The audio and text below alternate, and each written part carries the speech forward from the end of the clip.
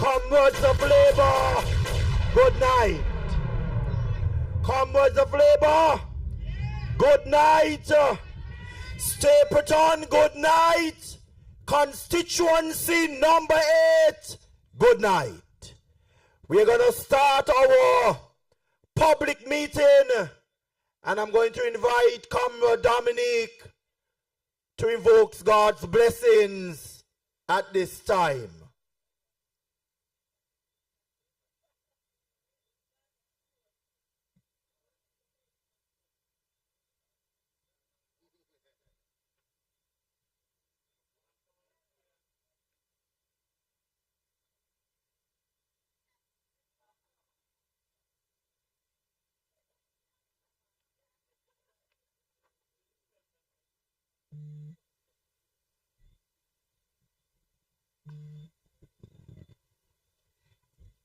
Let us pray.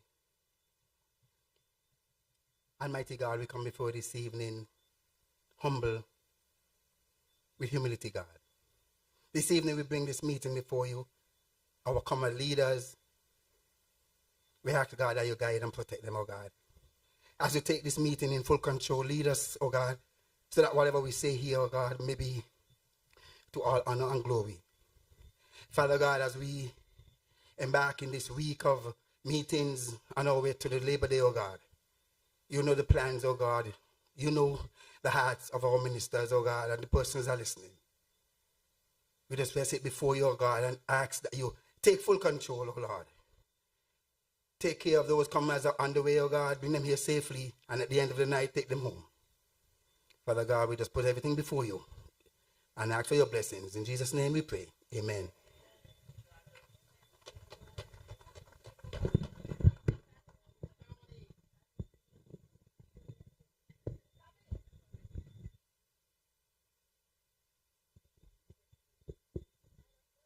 Thank you very much, Comrade Dominic. Comrades of Labour, good night. Remember that this weekend is our weekend, and we must be proud of our government. And tonight I am happy to be here with the Honorable Prime Minister in the great state of St. Peter's in the Stapleton community. I want to thank all of you who came out in your numbers in St. Paul's. Yes, we're going all road tomorrow for On the Block Lime. And tonight you are gathered here for yet another public meeting. This is your Labour government that is working for all of the people of this country. And tonight, each and every one of us will bring you our message. I'm happy because we are in the Prime Minister's constituency. And I want to thank all of the people of this great state who went out on August 5th, 2022 and set history for our Prime Minister. And tonight, comrades, we have our team here. We have the A team, a hard-working team, and each and every one of us are making our contributions. Even our 2 caretakers, our 2 ambassadors, they are working overtime in their constituencies.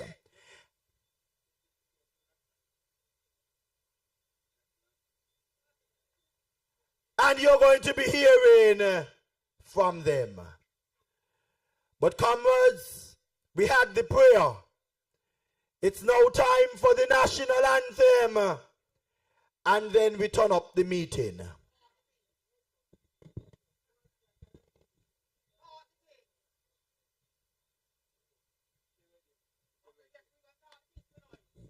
That's correct.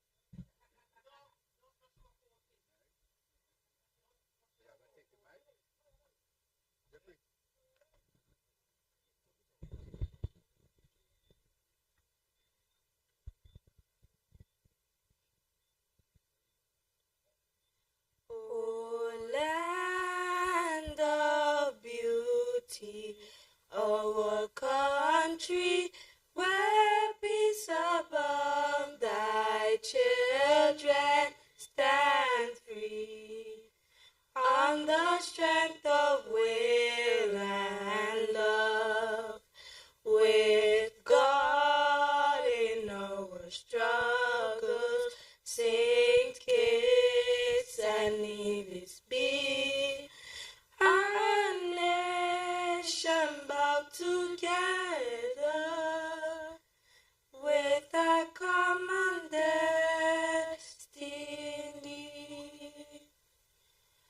As stalwarts we stand for justice and liberty with wisdom and truth. We will serve and honor thee. No sword, no spear shall conquer, for God will sure defend. His blessing shall forever to posterity extend.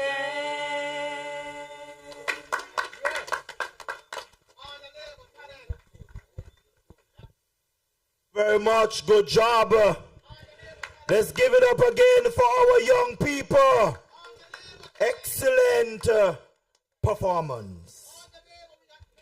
Comrades of labor again, I say good night to you. And I greet all of those listening via all the social media platforms, including our citizens and our comrades in the diaspora. Indeed, we look forward to our labor weekend. And again, we are here in Stapleton for a big public meeting. And comrades of labor, he did an excellent job down in St. Paul's. He continues to champion the cause for his people in constituency number 5, even though he's not yet elected. You see the track with all the talk, the track done. He's on the team with the Honorable Samuel Duggins, and they have delivered a brand new Kim Collins Stadium in less than 2.5 years. So when they're talking, remind them that they had 7.5 years and they did not deliver a Kim Collins. Not only did they have 7.5 years, but comrades, they ended up having 3 ministers of sports. And Samuel delivered. Kenny has been working with him. And tonight I invite Ambassador Kenny Kenneth Douglas Wambang to the microphone to deliver to his people. Hey yo, one man, me know got the drive to make number 5 come alive. Let me tell you about him. Hey yo, Kenny. Gosso. The most I with you forever. You are to be number 5 savior. Kenny Douglas, you and labor going to take SP out of pressure. Kenny clear for the whole of Hub City and for the whole of SKB. Kenny have the man with the remedy. Kenny Douglas got a better strategy. In a higgity and most Kenny sort of. Election never get voted up. But no power wicked and fake and all who are here and the banal the Judas. Many a call but I Kenny them choose us. All with the pride none of them can refute us. Kenny going to ban up all of them when election come on with a kick. Comrades of labor! Comrades of labor! Good night, what's up? The great state of number 8, where are you? Dr. Joe Massive, where are you?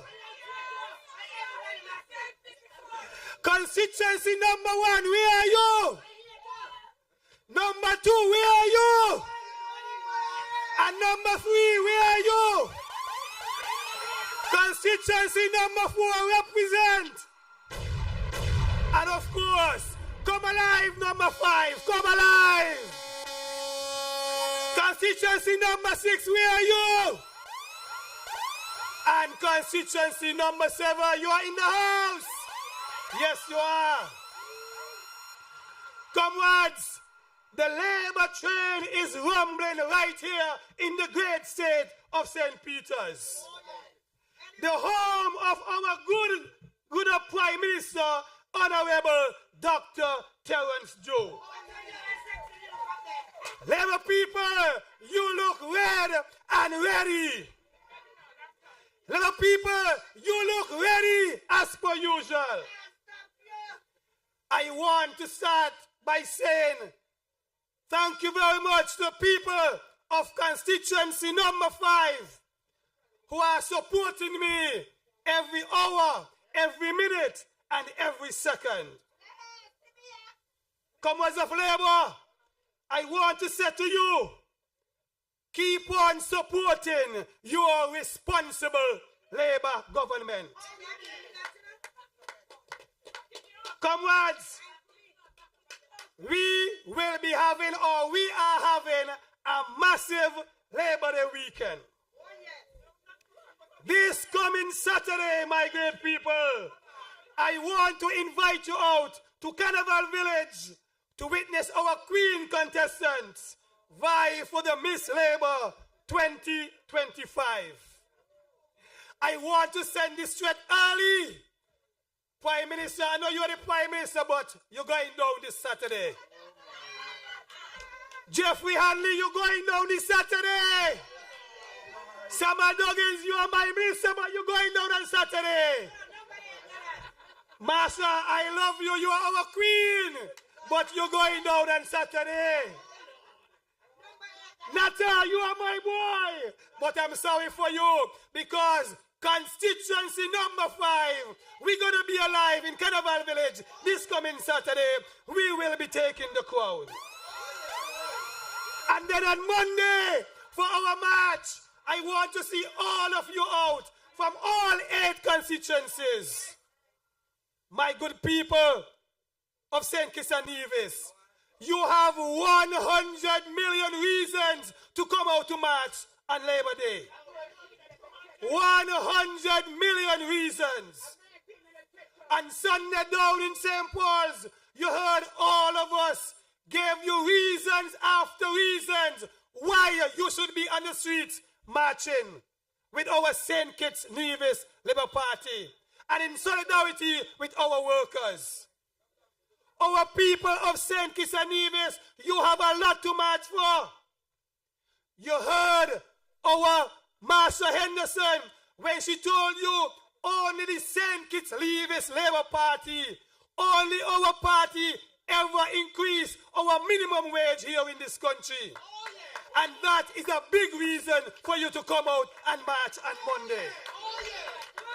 But my good people, it doesn't stop there.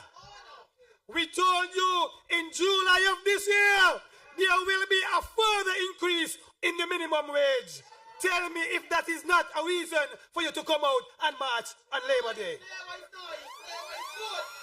My great people, we're going to be marching because our Labour is celebrating the achievements of our forefathers. Thomas Manchester, Ivan de Grasse, Robert Llewellyn Bratcher, Lee Elmore, who passed the baton right on to Dr. Denzel Douglas and now on to our current Prime Minister, Dr. Terence Joe. Give all of them a round of applause. Comrades of Labour, our government has been doing a lot for you, the people. Our government has been working for you, the people. We have much to celebrate. It is not all talk and talala. It is not anything about writing a political paragraph. It's building something that each citizen can benefit from. we have reasons to march with the workers and your labor comrades this coming Labor Day.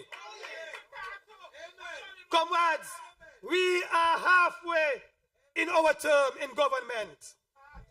And the progress report suggests that your labor team has received very, very high honors. A responsible labor government has increased the minimum wage, as I said before, and now ensuring that our auxiliary workers get a pension when they retire. Give your government a round of applause. That is what you call a responsible government. A responsible Labour government has a grade A for refurbishing Kim Collins Stadium after many years of neglect. Give Samuel Duggins a round of applause. Comrades, I went up there today and guess what? I there thinking I should have been 18 years again to be competing in our track and field event coming up soon. Your Labour government ensure that the water situation in Cairn and the surrounding areas was resolved. I remember the past representative for Cairn. He said, you will never find a drop of water in Cairn. But what happened? We found almost the whole ocean over there. Give your Labour government a round of applause. Your responsible Labour government, we opened our country and more cruise ships and airlines are coming. Give Marsha Henderson a round of applause. We receive a grade A. Your responsible Labour government is building a desalination plant to provide potable water. Another grade A for your Labour government. A plus, that's correct. Our responsible Labour government has provided good, sustainable social programs for our population. Our responsible Labour government has provided the Aspire program for assistance for our school children. Children in St. Paul's, in Sandy Point, in Jessops, in Gingerland have access to this investment in their future. Give your Labour government a round of applause. I told you before, a responsible Labour government has introduced 100% medical assistance coverage for all children. That is an action government. But my great people, I want to come closer home, closer right here. Because driving up here this evening, I was driving on smooth roads. Give Dr. Joe a round of applause. How many years you drive up here and you have to be wheeling and dealing, trying to get away from potholes. But our Honorable Prime Minister, Dr. Terence Duke, he ensured that you have a nice, smooth road to drive on.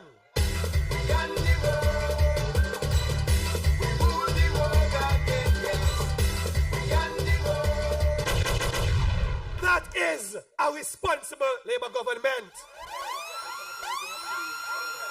My good people, what I want to say to you, just the other day I was talking to a foreigner. And we were talking about roads. And we mentioned that there were a number of accidents here in St. Kitts-Nevis. And the person joked with me and said, you know why there were so many accidents in St. Kitts-Nevis? Guess what he told me? The roads them too smooth. The roads them too smooth. But guess what? I want you to still drive carefully. Drive carefully. We will ensure that all the roads, not just in St. Peter's, but all the roads in St. Kitts-Nevis are smooth and nice for you to drive on. Give your responsible government a round of applause. Still here in constituency number 8, I talk about the water over in Cairn. But let me come closer and let me go to Canary. Because for years, Canary has been asking for their football stadium. And just today was the ribbon cutting ceremony over at Canary. Or this coming Saturday, So very, very soon, Connery, you will have your new Brands football stadium. Give Dr. Joe and the St. Kitts-Nevis Labour Party a round of applause. Our Prime Minister is working for you. Our St. Kitts-Nevis Labour Party government is working for you. My comrades, these are the reasons why you should join us on Labour Day and come out and march in solidarity with our workers. But comrades, our work is not done. You comrades are the reasons why our government continues to deliver for you. So all in with Labour as we continue with this most advanced development in St. Kitts and Nevis. Let us show how red and ready we are to march for all these accomplishments and more. All in with Labour. Show them that you are red and ready. Show them that we are a responsible government. Thank you very much and enjoy the rest of the evening. Are you ready? Are you ready? Are you ready? Are you ready? I'm ready. I'm ready. I'm ready. I'm ready. I'm ready. I'm ready. Let's get. From there we do it again. Everybody, let me do it again. From there we do it again. Everybody, let me do it again. From there we do it again. Everybody, let me do it again.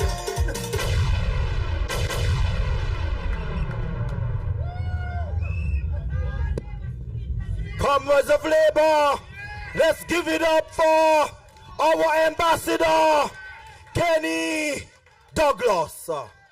What a powerful presentation by our ambassador.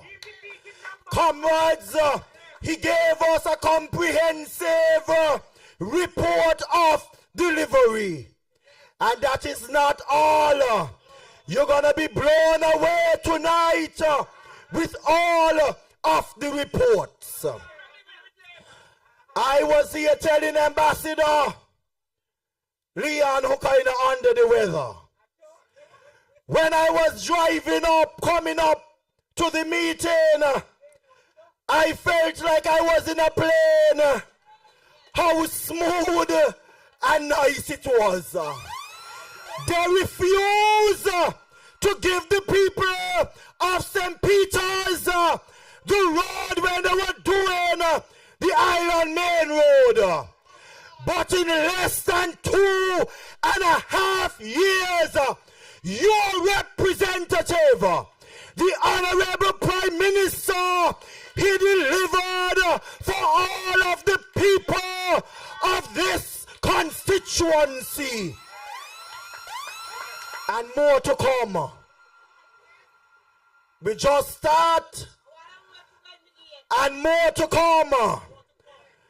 Don't take them on because they're not going to rush this government.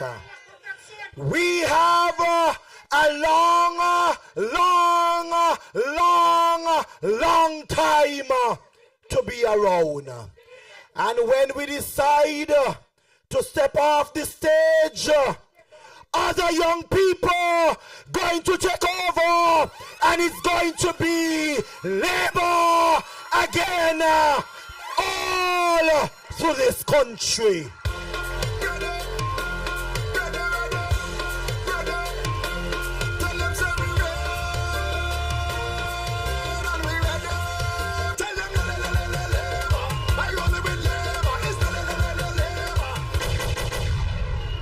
And comrades, I now bring another powerhouse. One who I remember saying and presenting to this federation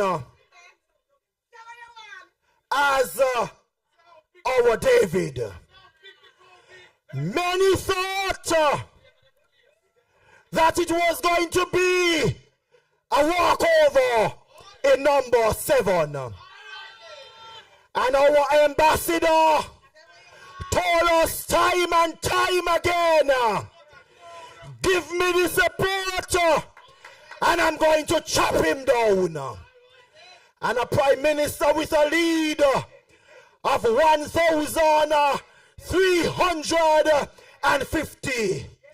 Our ambassador, the one who is working closely with the Prime Minister and the Ministry of Health to deliver our smart hospital, brought it down to 300. Well, comrades, as we get ready to warm up for Labor Day, because after Labor Day, we are going to be on the road non-stop. Because when you are halfway, anything can happen. Comrades of Labour, help me welcome Ambassador Leon Nelson to tell us what's happening in number 7. Gone again, I footsie. Those, not how we choose. Then I got the heart like way. Not a work hard since 2003.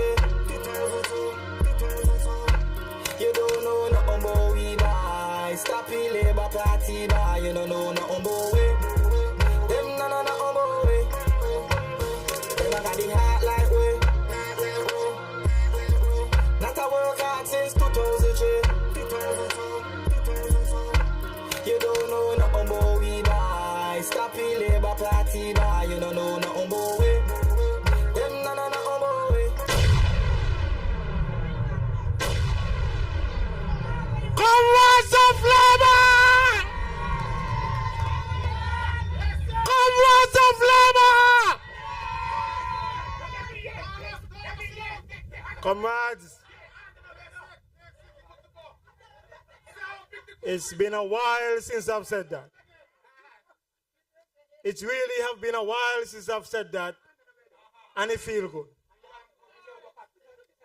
It feel good to say that. It feel good to see the sea of red right here in the great state of St. Peter's.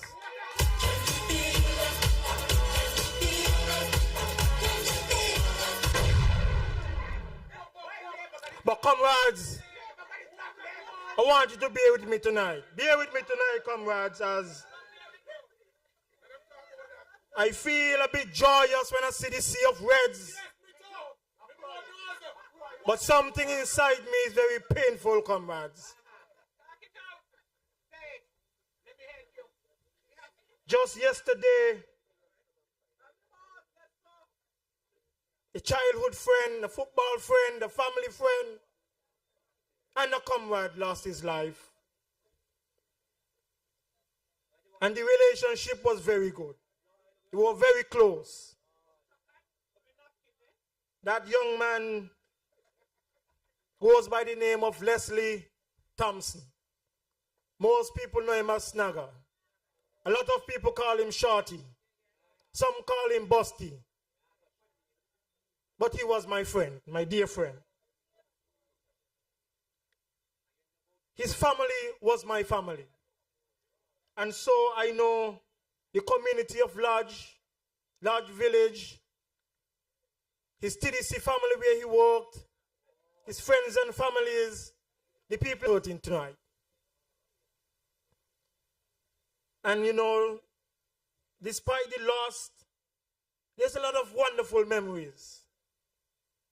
But I had to come here tonight as I missed the last meeting.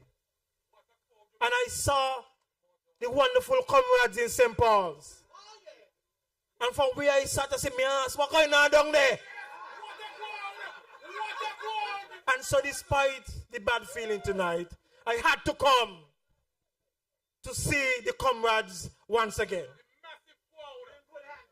And while I miss my dear friend Snagger, and I should extend publicly my condolences to his family, Shorty, his mother, his father, his brothers and sisters, wherever they are. My sympathy and heartfelt gratitude to each one of you. And may we stand in solidarity to support that family. You know, there's a saying that we should give people their flowers while they're alive. And that is partly why I came tonight. Because this government, led by Dr. Terence Joe, Honorable Prime Minister, and his cabinet colleagues, they have set out and apart since 2022 to give the people of St. Kitts-Nevis their flowers while they are alive. And they are not doing a good job of doing that. Because remember, in 2023, when he got in office, all those persons, all those GAE workers who was wrong by their calculation of their pension and their gratuity, the first thing he do, he get them back. He get them back. And all of them receive an additional check. And it's important that I say all of them. Because Labour now pick out. Labour now pick out. All of them get something. And he ain't stop giving the flowers. The flowers still a give. So in 2024, those GAE workers who left, they started to receive a pension. And I was so happy to hand deliver some of those letters to the civil servants, to the GAE workers, to let them know that this Labour administration will start to give you a monthly pension for your service. And I could recall the smiles. I could recall the joy. I could recall some of them dancing. How they felt good about what the Labour administration is doing for them. That's giving them the flowers while they're alive. And they ain't done. Look at what happened yesterday.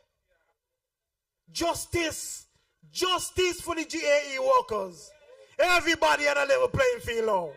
Everybody on a better playing field now. So you know how good they feel going to work this morning?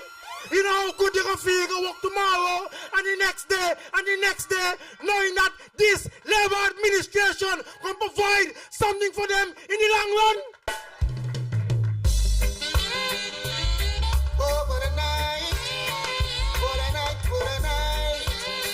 Oh gosh, what a night. I feel good. Comrades, you see how the system set up. You know better got to go ask no PS whether they like you or they ain't like you. You're going till 62. You're going till 62. Simple as that.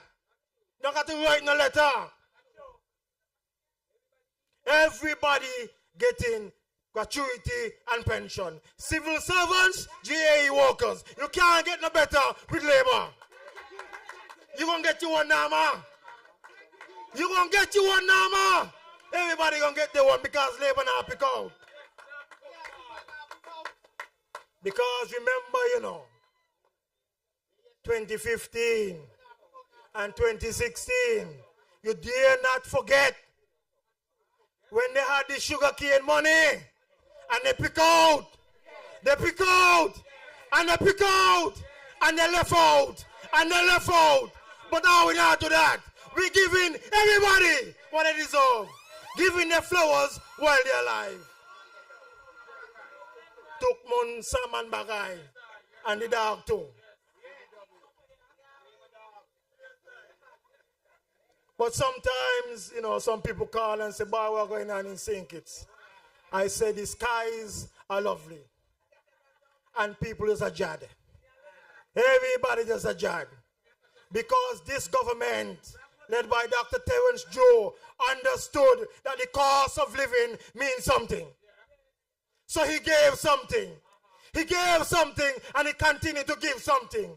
So while it is hard on some people's pockets, the government of today said, here is something every month so that to ease the burden on your pocket.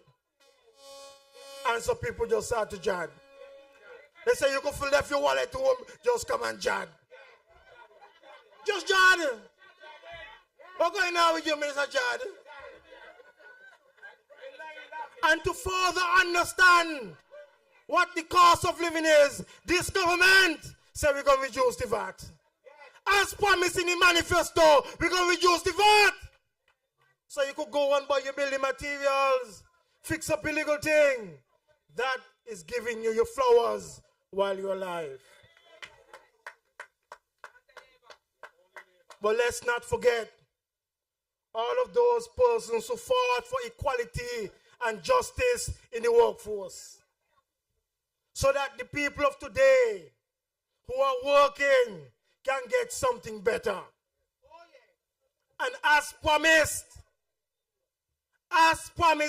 only under a Labour government. Only under a Labour government. As promised, just so it has been delivered. In part A, you don't get a minimum wage increase. And come July, a next minimum wage increase for you. Only under Labour. So hold your head high, comrades. Only under Labour, it is better. So comrades, this government led by Dr. Terence Joe and his cabinet members, they don't have no time for no scandal after scandal after scandal like the last administration. They don't have no time for no misappropriation like the last government. They ain't got no time for no victimization like the last government. Labour, led by Dr. Terence Joe and his cabinet, is fully committed to the development of the people of St. Kitts-Nevis. And so across the board, everybody is getting the flowers while they're alive. And so, I'll wrap up just now, because my heart is still aching. But come Sunday, at the last meeting, but before you come Sunday, remember we're going all over tomorrow. And then remember we got the Labour Queen show on Saturday. I might talk Spanish on Saturday, so come to the show on Saturday. And on Sunday, we got the wheat laying. But Sunday night, I'm going to talk to 7 affairs. I'm going to talk and tell you about the school that burned down on them and the school that building on me. I'm going to talk and tell you about the hillside dropping on them and the hillside putting up on me. But I'm going to leave it for Sunday. I don't want my heart to race anymore. So comrades, thank you. It's always good to see you. Comrades of Labour, thank you. Good night.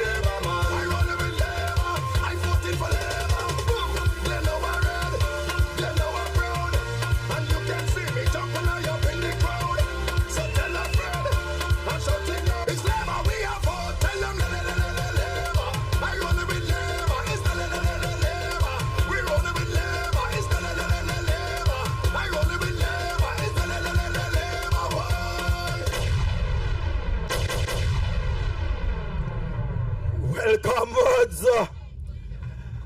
I'm beginning to feel that we are in campaign mode, and we are about to turn it up a notch, because I realize the crowd all the way down by controller.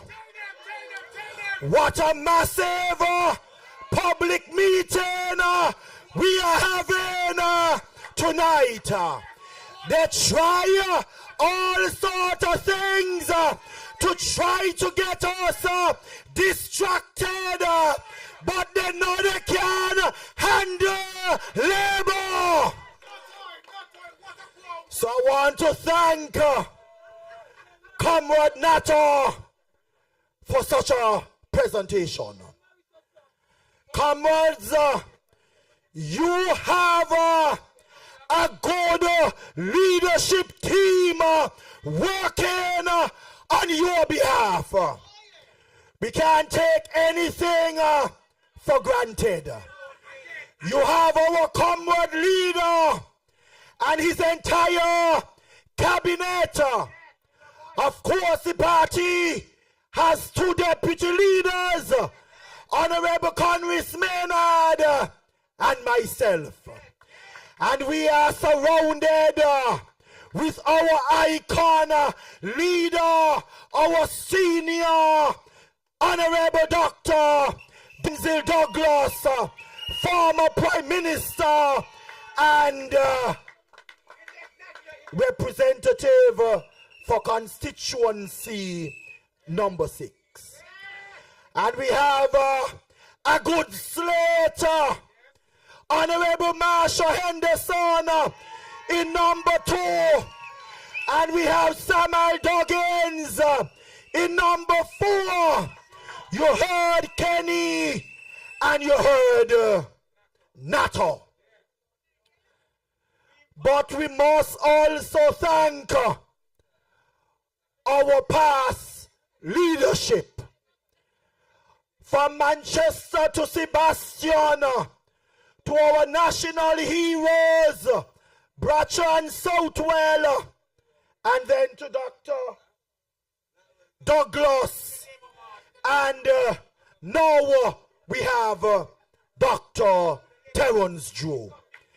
Leadership is important, and all of us have the right heart, a heart of love and a heart of dedicated service. Comrades, I must draw something to your attention before I bring on the next speaker. Because you see, some people like to bang off them out. Whether or not they could walk because their belly almost buy them out. But when serious matters are to be discussed and debated, strategically they find themselves not available. A bill, the Pensions Amendment Bill of 2025, being debated in Parliament. Thousands of our GAE workers will benefit. And you heard Honorable Leonata Nelson talking about everybody included. I saw the smiles on the faces of the people. I saw some of them broke down in tears because something that should have happened for 7.5 years, they did nothing. And in 2.5 years, Labour delivered. When you heard the debate, rich presentations from all the sides, but today could walk in funeral, think any special recognition in store for them. They are not serious, and that is why we got rid of him, and he's expired and never to return. And comrades, as we move on, you heard them talking earlier about the track, you should go. I personally want to thank my brother Samuel for delivering on that. Because in my local constituency manifesto, I had it listed as something that we will deliver. And it's not even close to the 5 years and check. I begged him, we reasoned together, and in quick time, he came to the residence of East Bastia, our sporting family, and a stadium that was dilapidated. I remember in 2020, when I contested, the roof was flopping up and down, and the patchman did nothing. And I told you I was going to fix it. And in less than a year and a half, Honorable Samuel delivered for the people of East Bastia. And we said to you, Honorable Samuel, thank you very much, and we appreciate you. We started our orchards, planting on abandoned lots, and the Ministry of Agriculture came to our rescue in East Bastia. That's an additional 2 projects that we undertaking. Thank you, Samuel. Ladies and gentlemen, listening to us and the thousands of comrades dressed in fire red, it gives me great pleasure, comrades, to invite to the podium our representative, the man who continues to deliver not only in number 4, but across the entire federation. Whether it is sports, agriculture, creative economy, small business, once you say Samuel, he deliver. Let us welcome Honorable Samuel Duggins.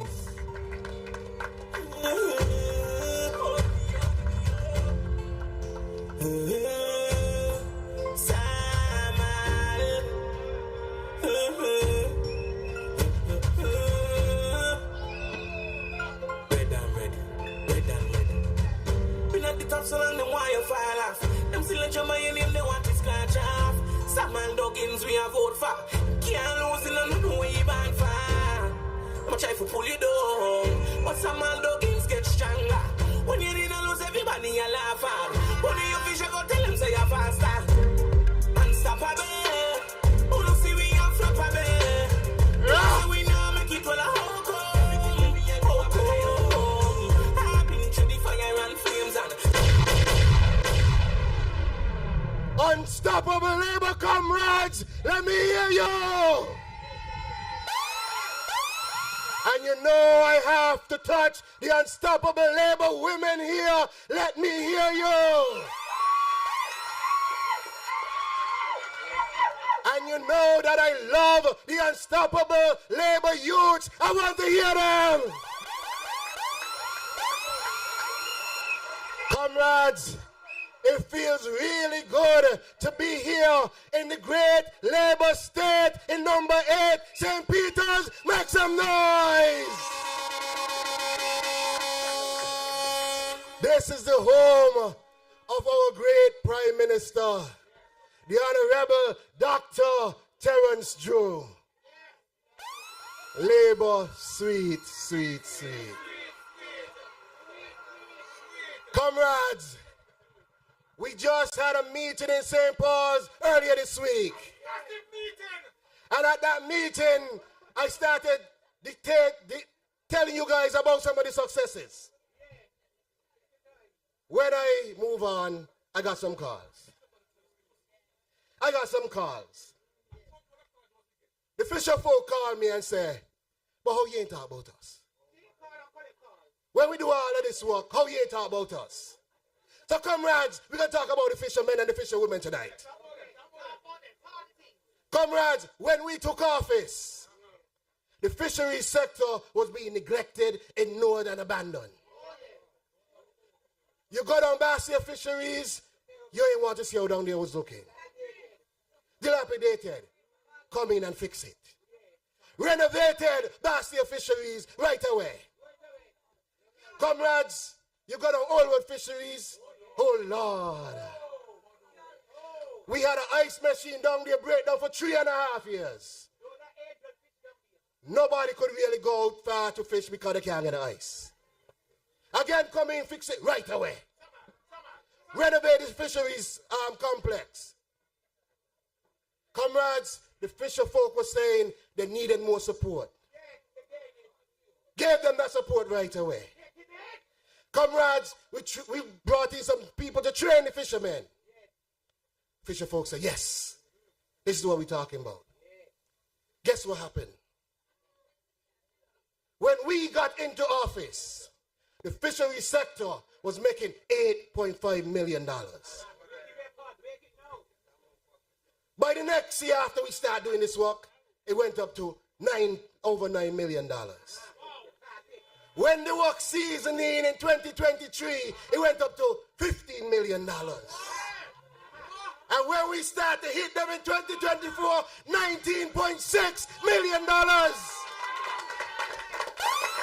What do you call that? That's a good, sweet Labour government working on behalf of the people. This is what we're here to do, comrades. Oh, yes. Alone? Okay. Oh. All right then.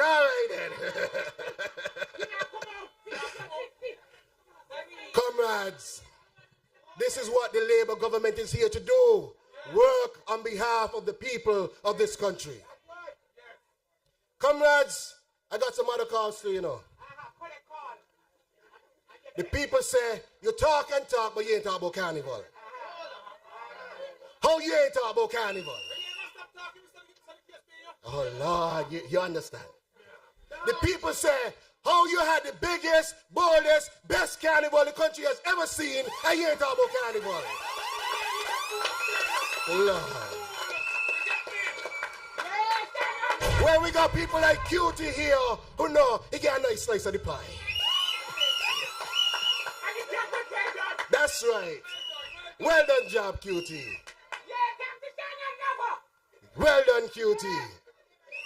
And so, our people, we are here to work for you. Our national carnival product for a long time was like a sideshow for the last government. They just had it there on the side. But we come in and make carnival the main event. Make it big, big, big. Comrades, it's over 14,000 people land on that airport during the time of carnival.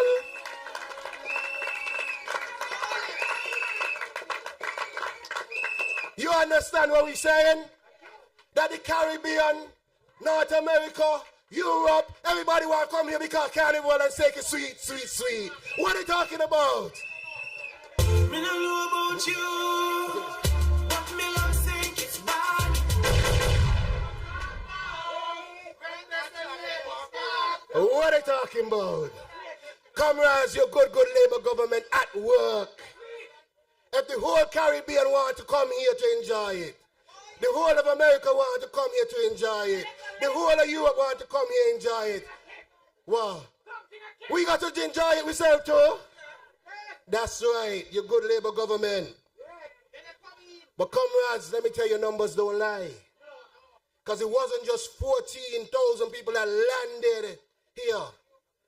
When we did the economic assessment, it's over $21 million we make during carnival. Action.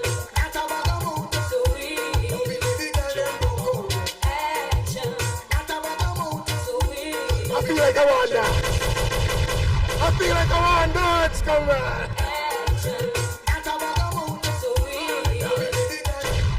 I got to make time for my other comrades. We are hold up for later.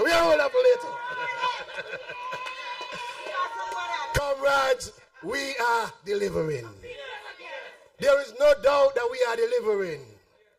In the last meeting, I told you about the 300 plus people we helped to improve their businesses. Comrades, I told you about what we did in Warner Park.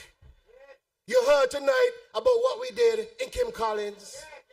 You heard about what we did in Newtown. Just now, you're going to hear more about what we did in Half-a-Tree. But on Saturday, we're going to Connery. Because when we got there, we met a container on the side and the dot. A container on the side in the dot. And they say, that's Connery Stadium. When you leave here, drive past Connery, and you're going to see a nice, pretty stadium that we're going to cut the ribbon for on Saturday. I'm the delivery guy.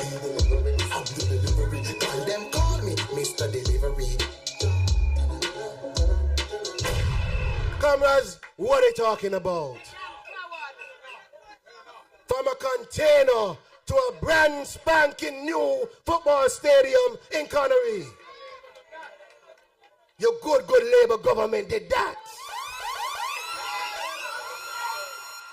Your good representative, he was one who supported that. Comrades, we here to work. We here to work. You hear all them stadium? Half-a-Tree Stadium fix up. Newtown Stadium fix up. Connery Stadium built from scratch. Kim Collins brand new track.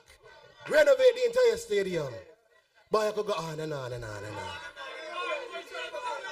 And all of that in 2.5 years. Imagine. Lord. I made him talk about when we were fixing up the netball stadium, because everything we do, they try to talk. Everything we do, they try to talk. But we're going to give them more to talk about. More to talk about. When people call me and say, boy, they're talking about you. I say, that's because what's going on. I say, they're talking about you. That's because things happening. That's right. And I can give them more to talk about. Because more things going to go on. And more things going to happen. Hey,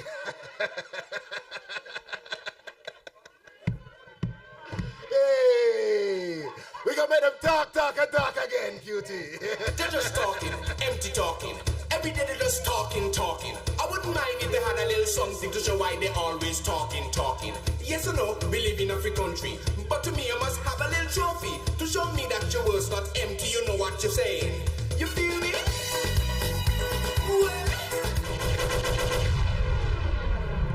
Where are their trophies, comrade? When we come in, no work in Kim Collins for over 8 years. Where the trophy? It don't know. When we come in, no work in Newtown for how much years? Where the trophy? Newtown fixed now. Netball was falling apart. We had to bring it back together. Where the trophy? Warner Park falling apart. Where the trophy? Last year, we wanted to host cricket. We called the company for the Jumbotron. The company said, Minister, we told them 2 years ago, they can't keep extending this thing, so we're not coming anymore. I said, what? He said, yes, we told them since 2 years ago, because they keep asking for extension. I said, you know what? I understand what you're saying, but it's a good government. Brand new Jumbotron come the same year. Brand new Jumbotron in Warner Park last year. And it done pay for. In full.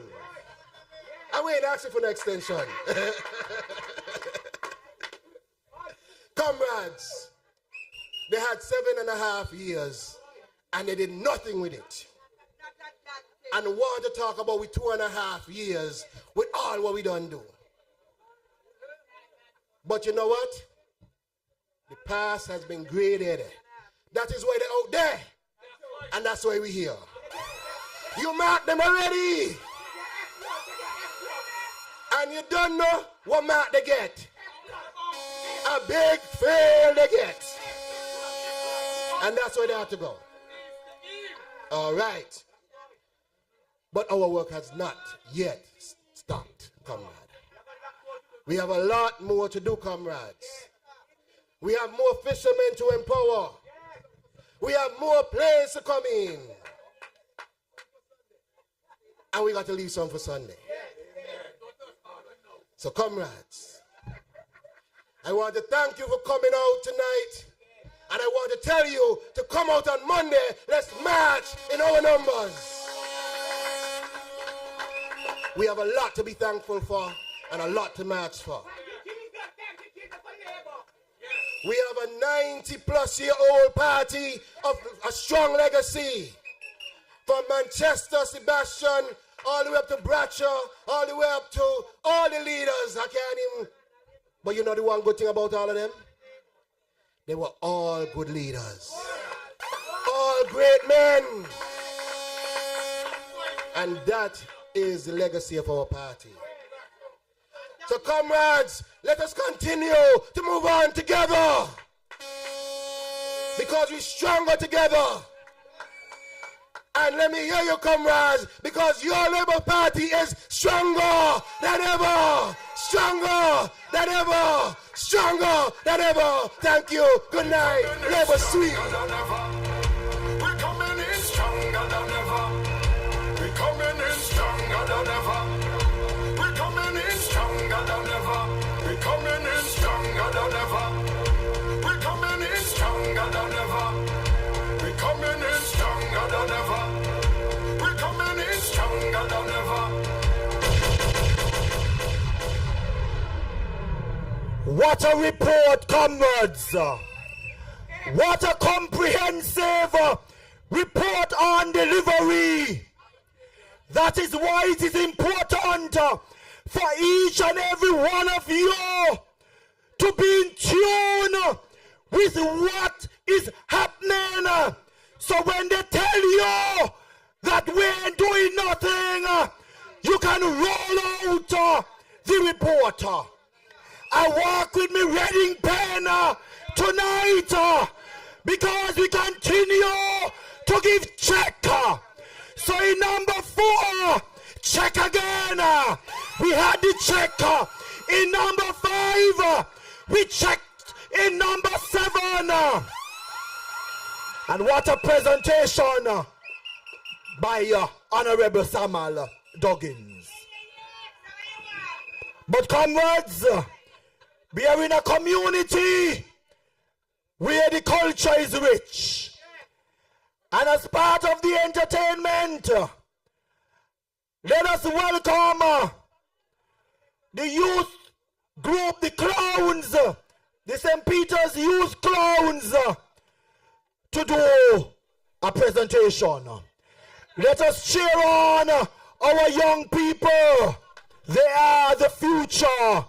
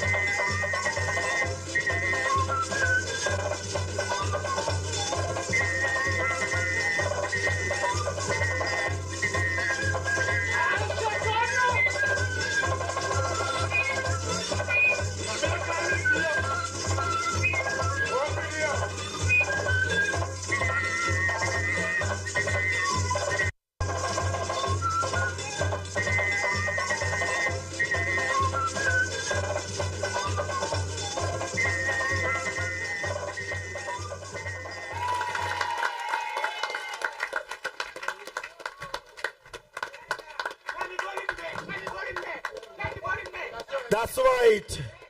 Carnival in Stapleton in May. Let's give it up for St. Peter's Youth Clowns Comrades. And as we continue moving on with our public meeting, you have heard the report from 3 thus far. You heard all 3 talking and supporting each other. That is a team, a united team, an honest team as well.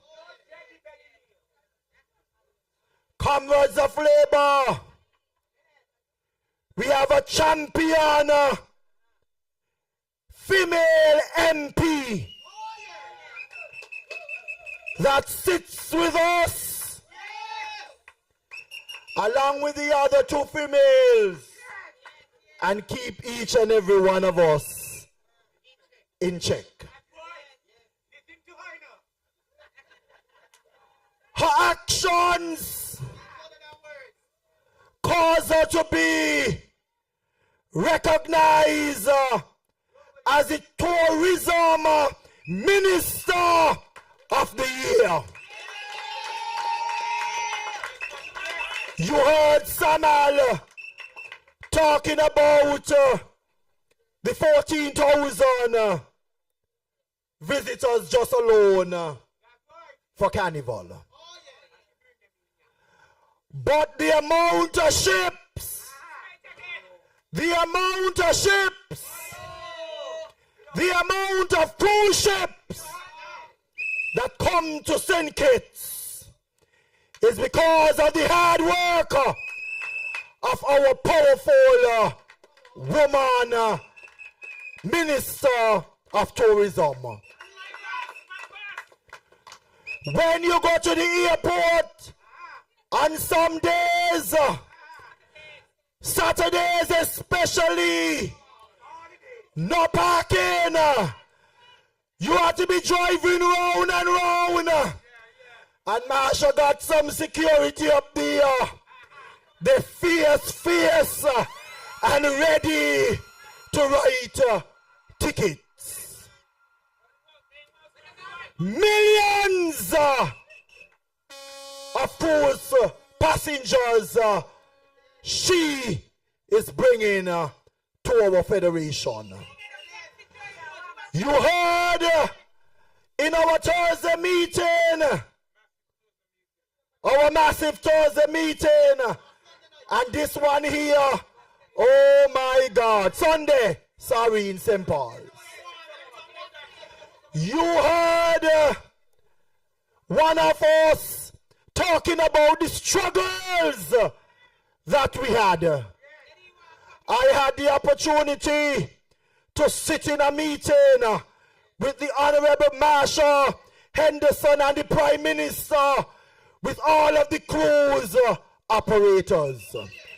And I tell you, she used to be a sharp lawyer in the court, defending the people. But she has shifted that sharpness to serve the people of constituency number 2 in politics. And anything that threw at her at that meeting, she handled. I say, I take out my red pen, and it is a check again. Your government is at work. Constituency number 2, the entire country and comrades, let's show our appreciation to the warrior in number 2, the people's defender, Honorable Marsha Henderson. Come to the mic. I know that it's essential, you know that, to find a leader with credentials.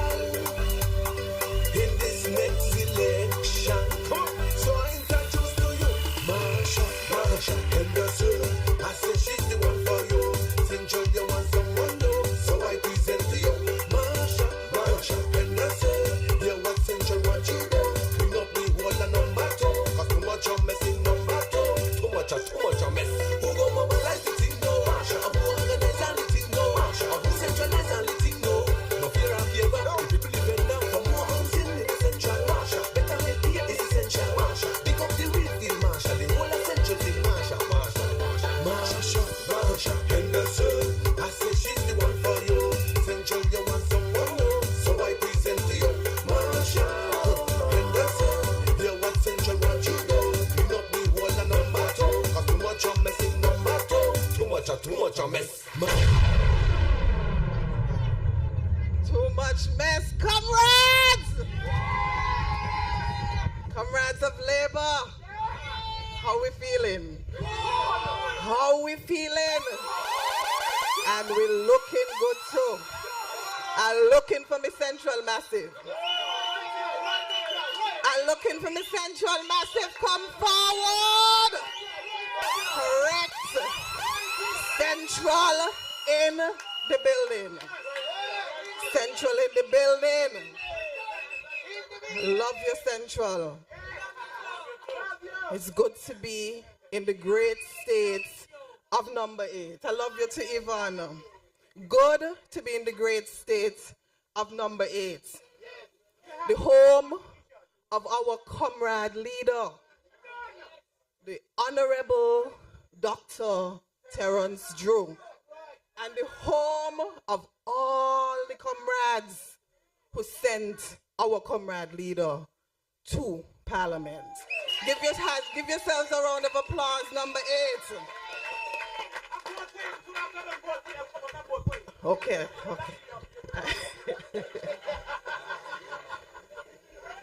Central, I love you.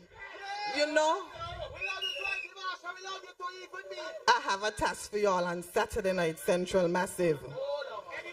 Anything. We ready? We coming out in our numbers on Saturday night. Coming in our numbers to represent and support our ambassador from Central Bastille in the Miss Labour pageant, Junique Benjamin. Can I count on you, Central Massive, to come out in your numbers as you are tonight? Correct. And we going with the crown.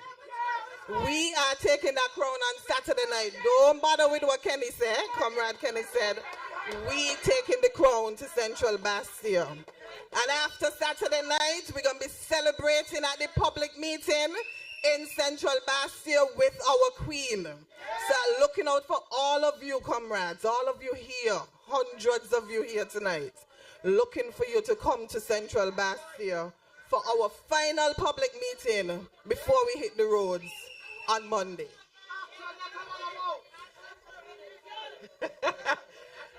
Now, comrades, y'all were paying attention on Wednesday. The historic moment when this Labour government was leading the debates in Parliament. Were y'all paying attention, comrades? Yes. You know, I sat there beaming with pride and humility to be a part of a government that continues to champion the cause of the ordinary man and woman in this country. I sat there and I was overwhelmed when I looked on the faces of the crossing guards, some of them from Central Bastille, who would have come time and time again saying, Marsha, you know, working for a number of years, and I'm ready to go home. People like Letty, people like Jackie. But this Labour government listens. And I sat there in Parliament as minister after minister, supported even by the opposition, while we bat sixes all the time to make sure that when we left Parliament on Wednesday afternoon, the pensions amendment bill was passed. Now, comrades, the honest, raw truth is, these revolutionary acts only happen when Labour is in government. And main lion, if you stop, comrades, and think for a while, you would see that every single piece of revolutionary policy or legislation in this country was done by a St. Kitts-Nevis Labour government. Labour continues to produce excellent leaders. And I think sometimes we take it for granted. Leader after leader, good leadership. And I sat there in Parliament and I said how proud and humbled I was that the people of Central Bastille sent me to Parliament to serve with this A team. And your Labour government continues to work for you. Continues. And you know, a lot of times, I don't like to say what I do. Sometimes I feel your work speaks for you. But sometimes it's important to say. So tonight when I was sitting there, Comrade Cynthia, child, tell me she want back the icon because it belonged to her. She said the icon belonged to her and she wants it back. Comrades, this Labour government was the government that built back tourism in this country. You see, when we sit in cabinets and I tell the comrade prime minister and the other comrade ministers who sit in the cabinet with me, we need this money because we need to do this for the people of St. Kitts and Nevis. We sit there and we make the best decisions for the ordinary man and woman in this country. And so, this year, last year we got icon. Next year, what year are we in? 2025? Well, it's this year, comrades. We will have the biggest ship. Again, bigger than icon. Star of the Seas. This government good. Hey, this government nice. Good government. Correct, and we will have calling at our ports, our cruise port, the Star of the Seas. And that's right, we are the star. No, these things just don't happen, so comrades. It requires proper and decent leadership. Not like what we had during COVID, when the cruise ships came, and because they want us to lock us down, they want us to lock us in, they lock out cruise ships, causing our people to suffer, crippling the tourism industry. And so it took good and decent leadership to build back tourism. And not just cruise ships. We also introduced more flights. And you know what, comrades? One day I was coming back from a work trip. And a lot of times I'm incognito, so people don't even know I'm a minister. And I sat there, and an air hostess was saying to a passenger, there is this sudden interest in St. Kitts. She said a few years ago, these planes were coming half full. And now, the planes are coming full. And I sit down in the corner and me say a thing. I had my colleagues with me. And they said, Minister, you hearing them? I said, yeah, listening. I should have record them for real. But you know what, comrades? The numbers speak for themselves. And because those flights were coming filled, we were able to get back the double daily, every single day, double daily American Airlines. And that speaks to good and decent, visionary leadership. It is important, comrades, to always have a Labour government in office. When Labour is in government, everybody benefits. Not just a small handful, but the ordinary man and woman benefit in this country. So Wednesday, when we were finished, I'm sure you heard the thunderous round of applause when the Honorable Speaker indicated that the bill had passed safely through the Parliament. We felt proud. And why a certain person didn't show up? It's because the shame.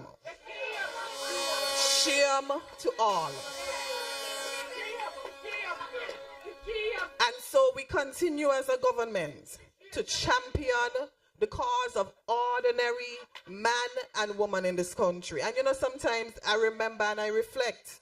I grew up, and I'm going to tell you, when we got to Central on Sunday, forgive me, grew up in McKnight. Child of a working woman. My mother worked and continues to work in the factory. Single-handedly raised 5 of us. But you know what made the difference? Policies, programs that benefit ordinary man and woman. Things like free education. You see, when we did starter homes, they call them half a hoghead, not knowing what the meaning of a starter home was, because we don't get people to put the hat where they can't reach it, but we start you with what you can start with and you build on it. Labor understands the needs and how to champion the cause of the ordinary man and woman in this country.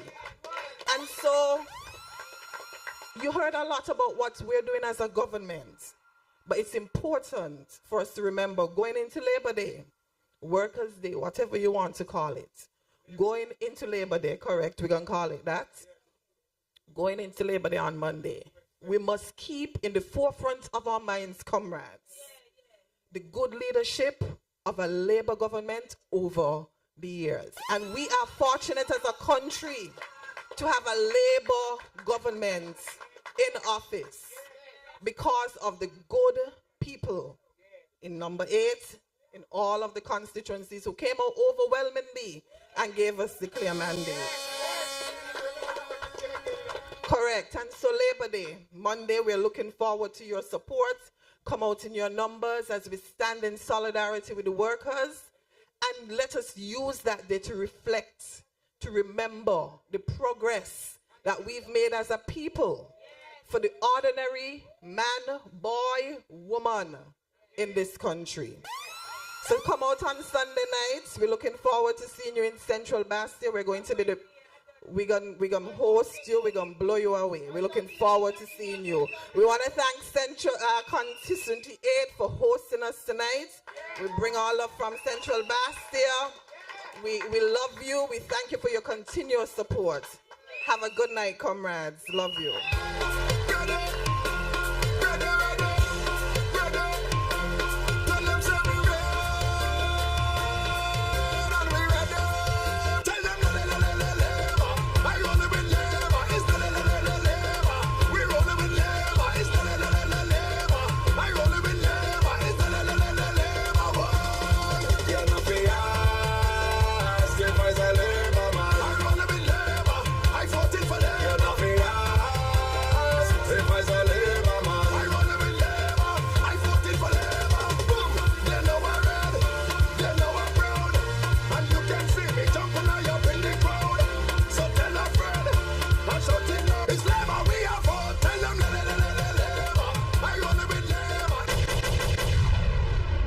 Comrades of Labour, you heard Comrade Marshall.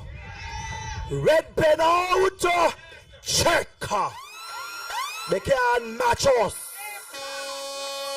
And I say to you, don't be distracted. Remain focused. You have leadership with a vision working on your behalf. Now, comrades, we have 2 contestants who wanted to experience how sweet Labor meetings are. And they came, and I heard that some of them have exams tomorrow. So I'm going to call on them, at least one at this time, just to greet you. And of course, she'll be asking you to come out to support. But when I come back, you know, it's East Bastia here. Let's welcome the contestant from constituency number 8 to greet us and wish her all the best, not only in the show, but her exams tomorrow.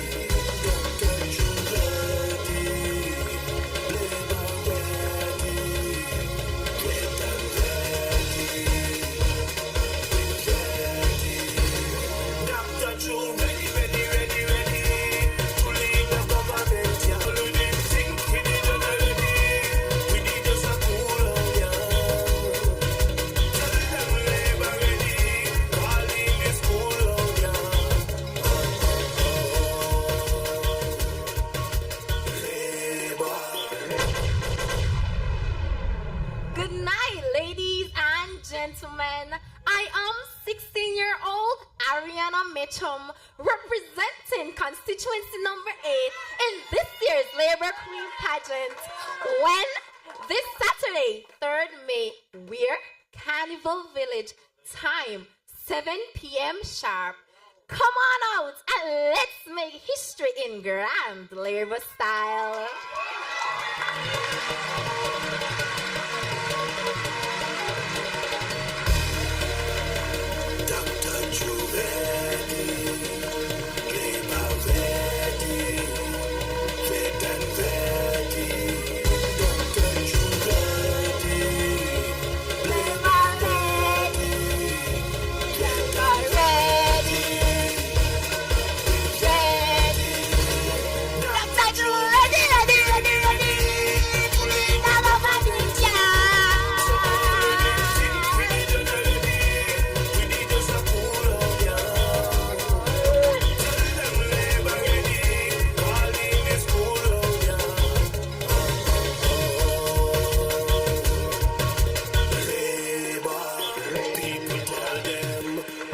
Respect himself, respect the youth, respect the elders, man. He know what he a bring, he know what we a sing. When we put it in a song, the streets of Dr. Juvenile, and he loves this land. This time we now feel, cause them can't cheat again. No, Dr. Judy does a cool and a Comrades, trouble in the place on Saturday. But my start anthem for number 1 will take it home for us. Good job, number 8. Comrades of Labour, comrades of constituency, number 8. Somebody just WhatsApp me. And they say the meeting, jiggy, jiggy, jiggy. Where we gonna turn it up a notch. Because as I spoke earlier about driving up to St. Peter's, I thought I was in a plane. How smooth the road is. But you think it's only in St. Peter's have smooth roads? Well, I drove on Southwell Drive today in Pons Pasture, and oh, what a ride it was! Smooth, smooth, smooth. Honorable Congressman East Bastia, the warriors of the East, we say thank you for delivering for us. You know, comrades, they had all sorts of things saying about the road, but they always come last, because I done went house to house, long time, explaining to the people. But when they were talking, Congress and I were negotiating. As soon as the equipment landed, he said, Deputy, it's your turn now. I said, don't let them rush your government. We know what we are doing. Since 2015, nothing was done to the road. 7.5 years. And they believe they could rush us. They know what they're doing. They're happy, while we are working on your behalf.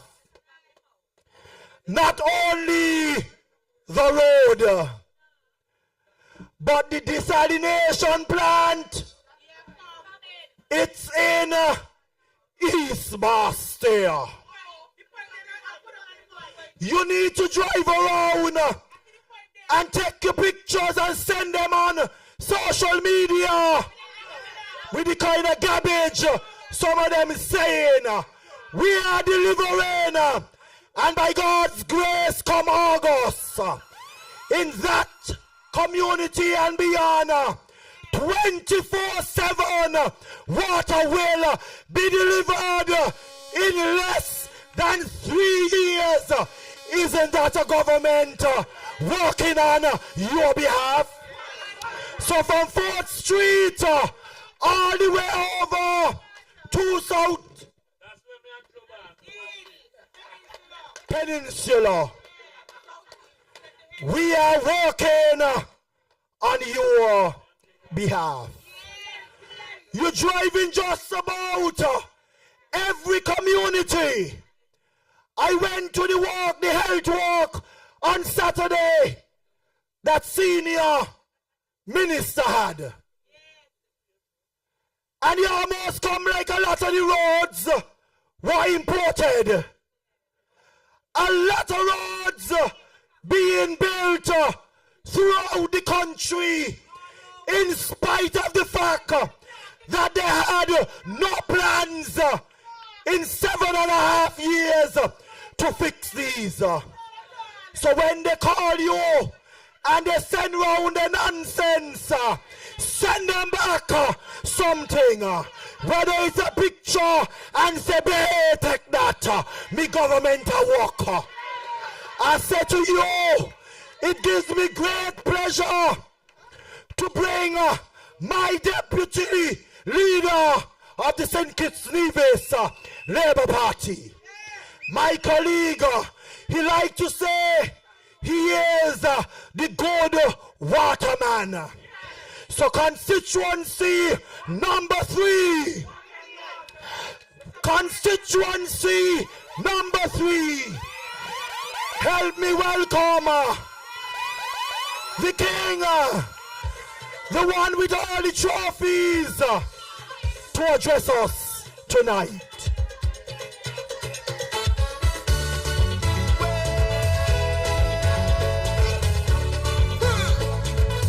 Back again, back again. Jump, jump, jump, jump, jump, jump, jump. You wouldn't believe the amount of people who meet me on the street and say the same thing.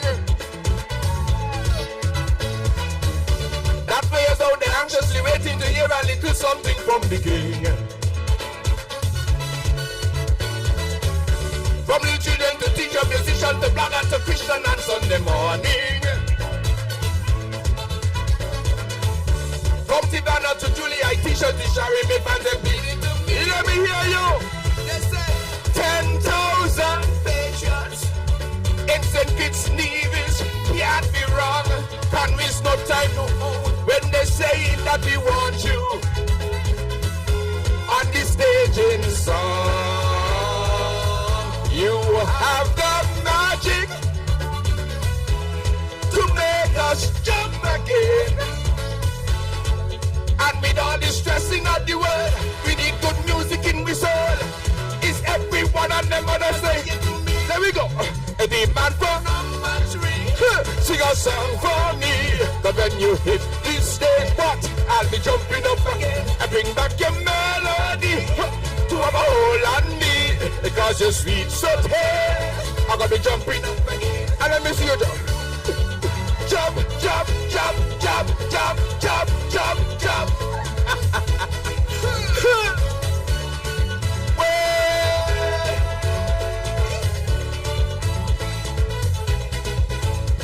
Labor massive. You ready? You ready? Ready for them, let them know. We ready for them, don't tell them so. Sorry for them, let them know. It's ingredient, connection time. Party people, are you ready? Labor massive. Watch from people. Well, I can't sit down there. It is my pleasure to be here in the great state of number 8 in Stapleton Extension to support our good doctor Terence Drew, Prime Minister of St. Kitts and Nevis, who is leading our team with the recovery of St. Kitts and Nevis. That is what we're doing. Tonight, Sunday night gone, Sunday night coming, and Monday, we are celebrating the leadership of the St. Kitts-Nevis Labour Party to continue to move this country from strength to strength. But before I get into that, I want to take this opportunity once again to thank the comrades of constituency number 3 for their overwhelming support in order for me to be here and in Parliament to represent you and the good people of constituency number 3. And I don't want to bust the bubble of my colleagues. You say, you want me on Music Fest, Marshall? You hear that? Too easy. Which night? I don't want to bust the bubble of my colleagues. But on Saturday, there's a young lady by the name of Jamira Thompson who will be crowned queen. She's from a constituency called number 3. Champsville. Crown and trophy. That's where in the village. Crown and trophy. Where is it at this time? Crown and trophy. Before you go on a talk at an on the radio. So comrades of labor, this period is our annual pilgrimage to show the world and to show the rest of this nation what this movement has done on behalf of the workers of this country. Every positive advancement for the people of St. Kitts and Nevis and the workers of St. Kitts and Nevis has been done by the St. Kitts-Nevis Labour Party. Every single one of them. Whether it was during the Buckley's uprising, when it was the movement that had started in 1932 that was there to negotiate on behalf of the workers. Whether it was adult suffrage that we were able to get in 1952, that every single worker was eligible to cast a vote in this country. Whether it was universal health care to protect every single worker and ensure that if they work in a sugar field in St. Paul's, they don't have to walk far to find a health center. Whether it was about protecting your rights as a worker to ensure that you had an 8-hour work day, a 40-hour work week, and vacation that was mandatory. It was the St. Kitts-Nevis Labour Party who did that. Every single achievement. When you talk about the working class, it has been the St. Kitts-Nevis Labour Party who has time and time again decided that the inflation in the world had grown enough that we must increase the minimum wage. Only the St. Kitts-Nevis Labour Party. How is that possible? And don't tell me that Labour was there before and this and that, because I did something the other day. I realized something the other day. Another administration was in from 1980 to 1995. How much years is that? That's 15. Labour was in from 1995 to 2015. How many years is that? 20. So that's 20 versus 15. So they might say you had more time. But then they get back in for 7.5 years. So 7.5 years and 15 is how much? 22.5. How much we here for now? 2.5. So we have 20 plus 2.5 is 22.5. So we had 22.5 and they had 22.5. and go back and look at the achievements from 1980 to now, and every single achievement in this country has happened under the St. Kitts-Nevis Labour Party in over 22 and a half years. Everything. So you had those from before, from our national hero, and then those after. Between 1980 and 1995, our workers had to keep living in the gut sides and on the coastal areas of St. Kitts and Nevis. It was this St. Kitts-Nevis Labour Party who decided that they must have their own piece of land and their own house and their own keys. It is the St. Kitts-Nevis Labour Party that did that. And it's often easy to take these things for granted because we get accustomed. We forget that people had to shed blood, sweat, and tears for us to get here. And this Labour Day must be a reminder that we have done a significant amount of work to protect our workers here in this country. Every single achievement, from social security to pensions to minimum wage, and recently now, on Wednesday, we went to the Parliament, and it was my privilege and my humble honor to stand with the Prime Minister of our country and the leader of the St. Kitts-Nevis Labour Party, along with my other colleagues, in voting for a bill that equalized every single civil servant. We don't have no more classes in the civil service. Whether it is you clean a drain, you cook food, you paint a wall, or you sign your name on a piece of paper, all civil servants are now equal. All of them. Every single one. Every single one.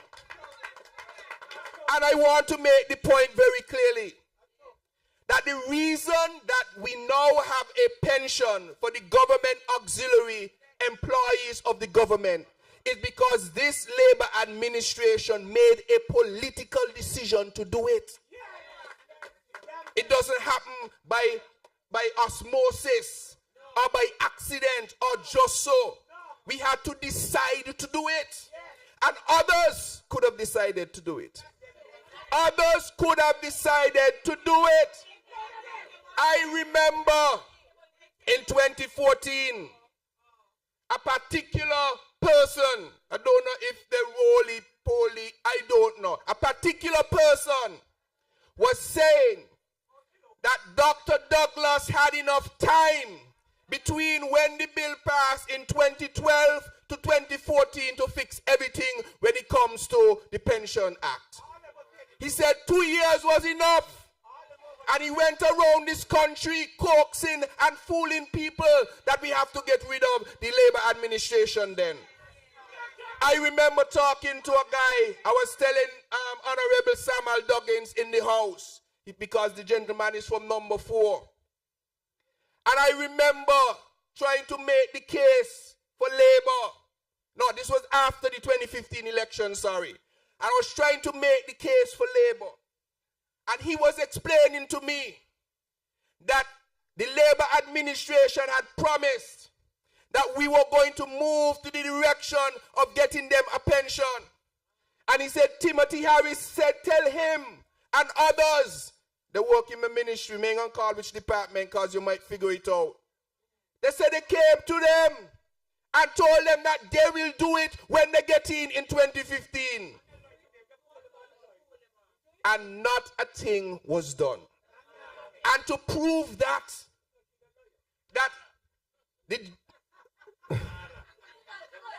cutie boy is a good thing you ain't got a mic down there, boy. But in 2015, nothing was done. In 2016, nothing was done. In 2017, nothing was done. In 2018, nothing was done. In 2019, they realized election was coming. They realized election was upon us. So you see something start to happen at the end of 2015. Gimmicks again. in February of 2020. No, not yet.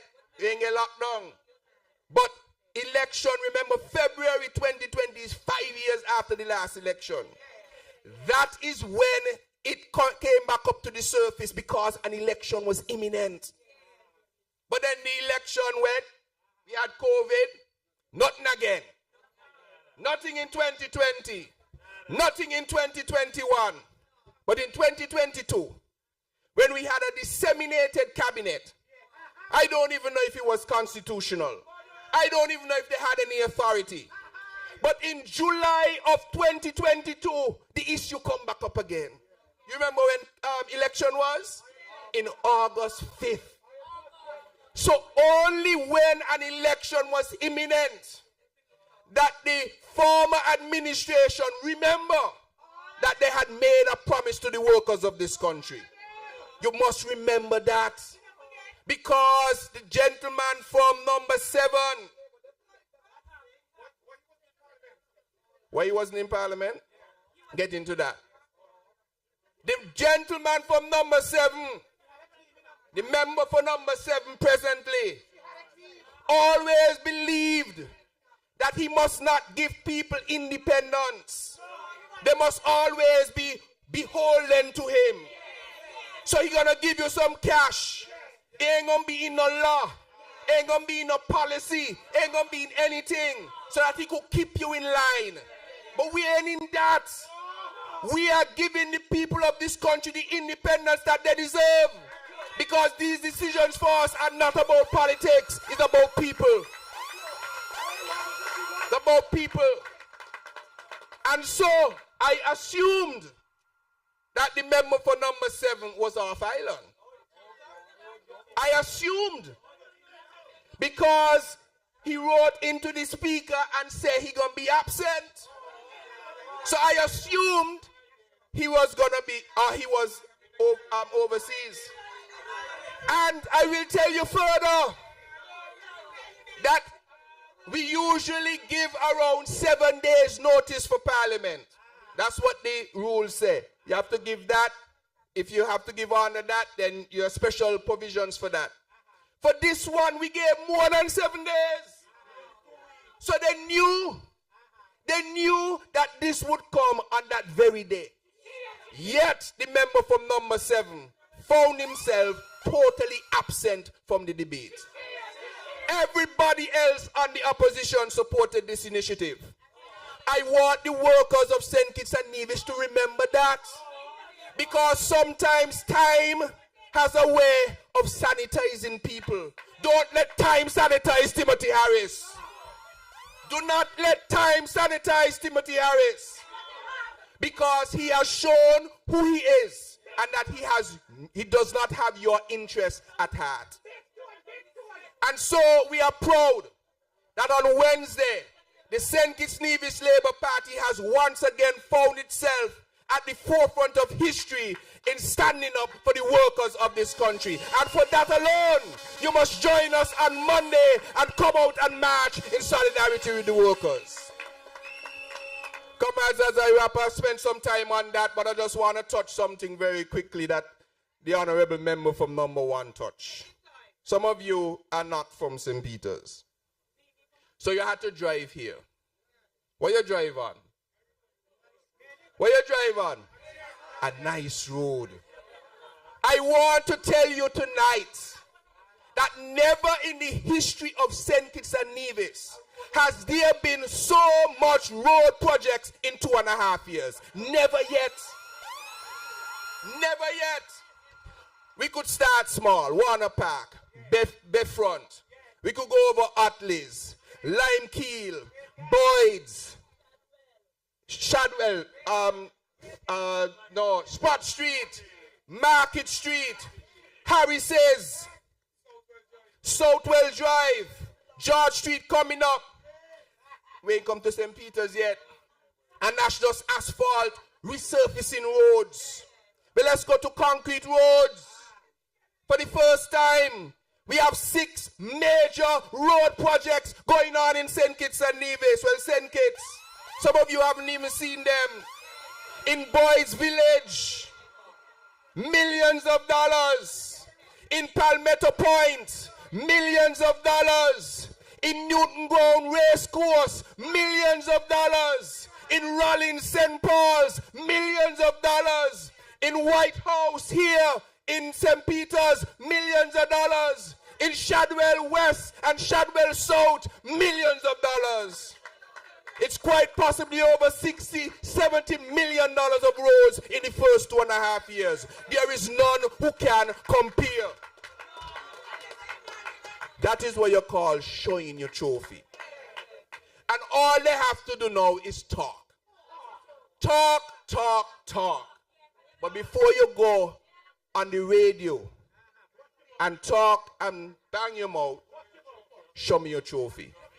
Before you use Facebook because you feel you got fans and followers and so, show me your trophy. Match that. Match that 2.5 years in roads. Same thing with water.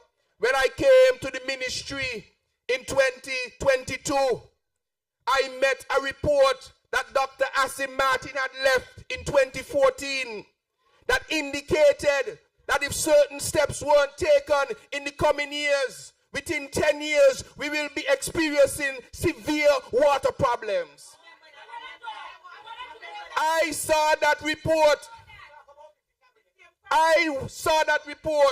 And if they had only followed the guidelines of that report, we wouldn't be where we are here today. But thank God for the St. Kitts-Nevis Labour Party. We have gotten to work, and step by step, we are going to resolve this water issue. We have started for decades in Kayon. We had water issues. Now Kayon people are both off. It's so good to be from Kayon. I was in a town hall meeting. They say, I'm so glad I live Kayon. I don't know what water issues all you're talking about. But don't worry, St. Kitts. Everybody, every Munster and Bagay gonna get the chance to boast off and say, I don't grudge that I live here. And so right now, the St. Kitts-Nevis Labour Party is moving on the largest water project in the history of St. Kitts and Nevis.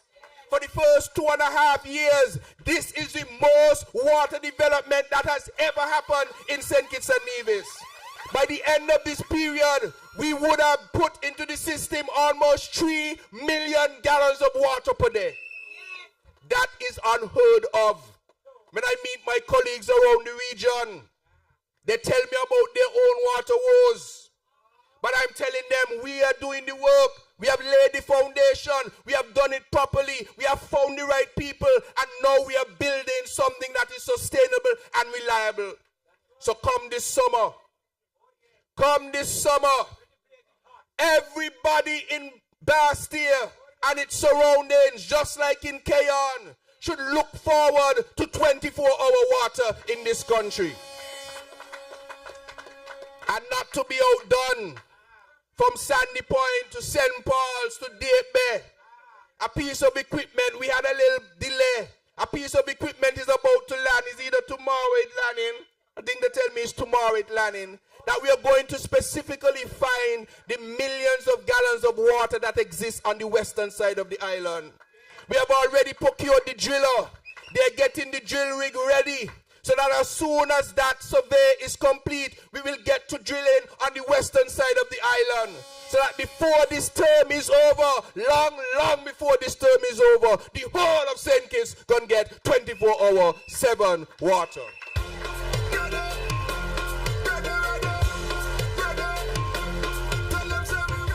So as I close, I am privileged to be a part of this A-team, led by your representative in constituency number 8.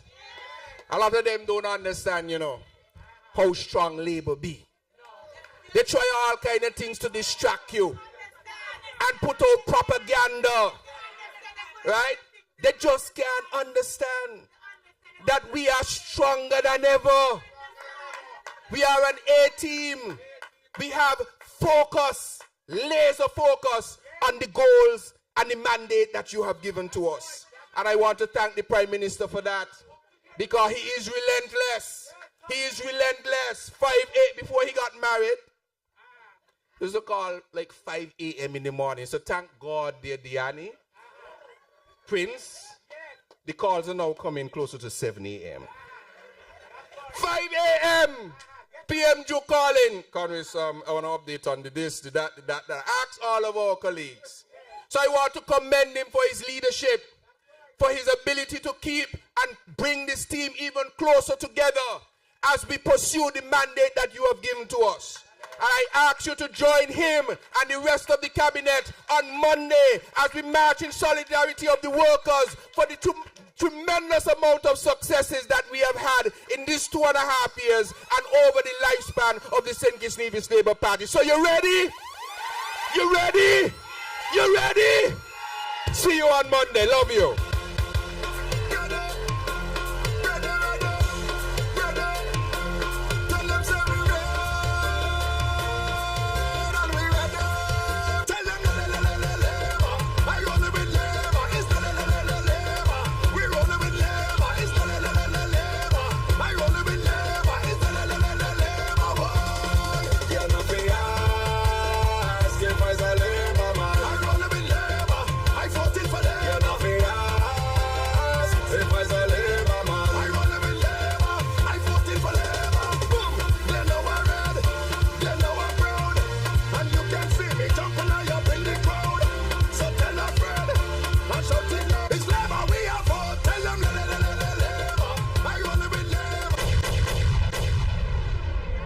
Comrades of Labour, how are you marking tonight? Take they can't play with us. Millions you heard the Honorable just spoke about. They can't touch us. And comrades, as we get going, the amount of investors that are after our beautiful federation is something else. You heard Honorable Marsha talking about her experience with people talking about something special about St. Kitts. You know what got them going? They are fully well aware that no weapon formed against this administration will be able to prosper. God's hands are around us as a team, and I am honored to be a part of this team. Not only a part of this team, but perhaps the longest serving one around our senior minister, our dear Dr. Denzel Llewellyn Douglas. I remembered as a teenager in 1989, I was a part of Young Labour, and we were down there rallying with him when the baton was passed on to him. I don't know how sometimes I get the math work out, because I just told you 1989, that is some 36 years ago, but I'm only 21. But we have a champion of an icon who sits in cabinet and guides us to whatever we are doing. We know there are times when, just as the song says, God on the mountain is still God in the valley. There are times when we are going to have our disagreements, but that is what the cabinet is for. And we don't have No confusion, disagreements. Most of the disagreements, now that are bringing out cabinet news, is when each one of us trying to hustle the money to deliver. And you'll hear, no, you can't do that, we have to do this. And I have a way. Senior Minister, when you were in charge, something like this, how would you deal with it? And he'll be deputy, well, and history. And he remember all the names of all the people. Comrades of Labour, I say all of that to say to you, we have the best team, a balanced team, and hotels are coming. Investors are coming because he's charged with the responsibility of ensuring that this Labour government remains in government for a very long time with the foundation. It gives me great pleasure to introduce and welcome to the podium our former leader, our former Prime Minister, parliamentary representative for number 6, 36 years of dedicated service. We cherish him. Let us welcome our former leader.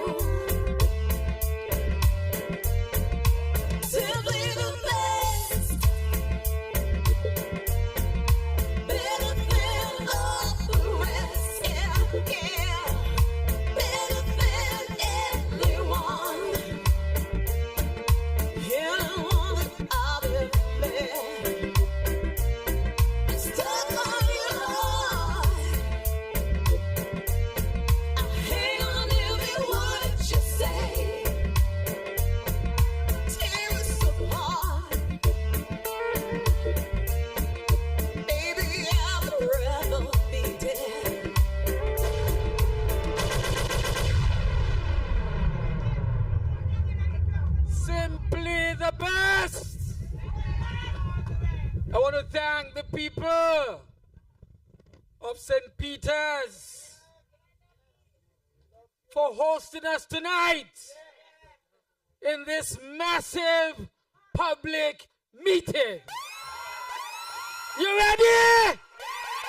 You sure you ready? You gonna march with me? You gonna march with Dr. Joe?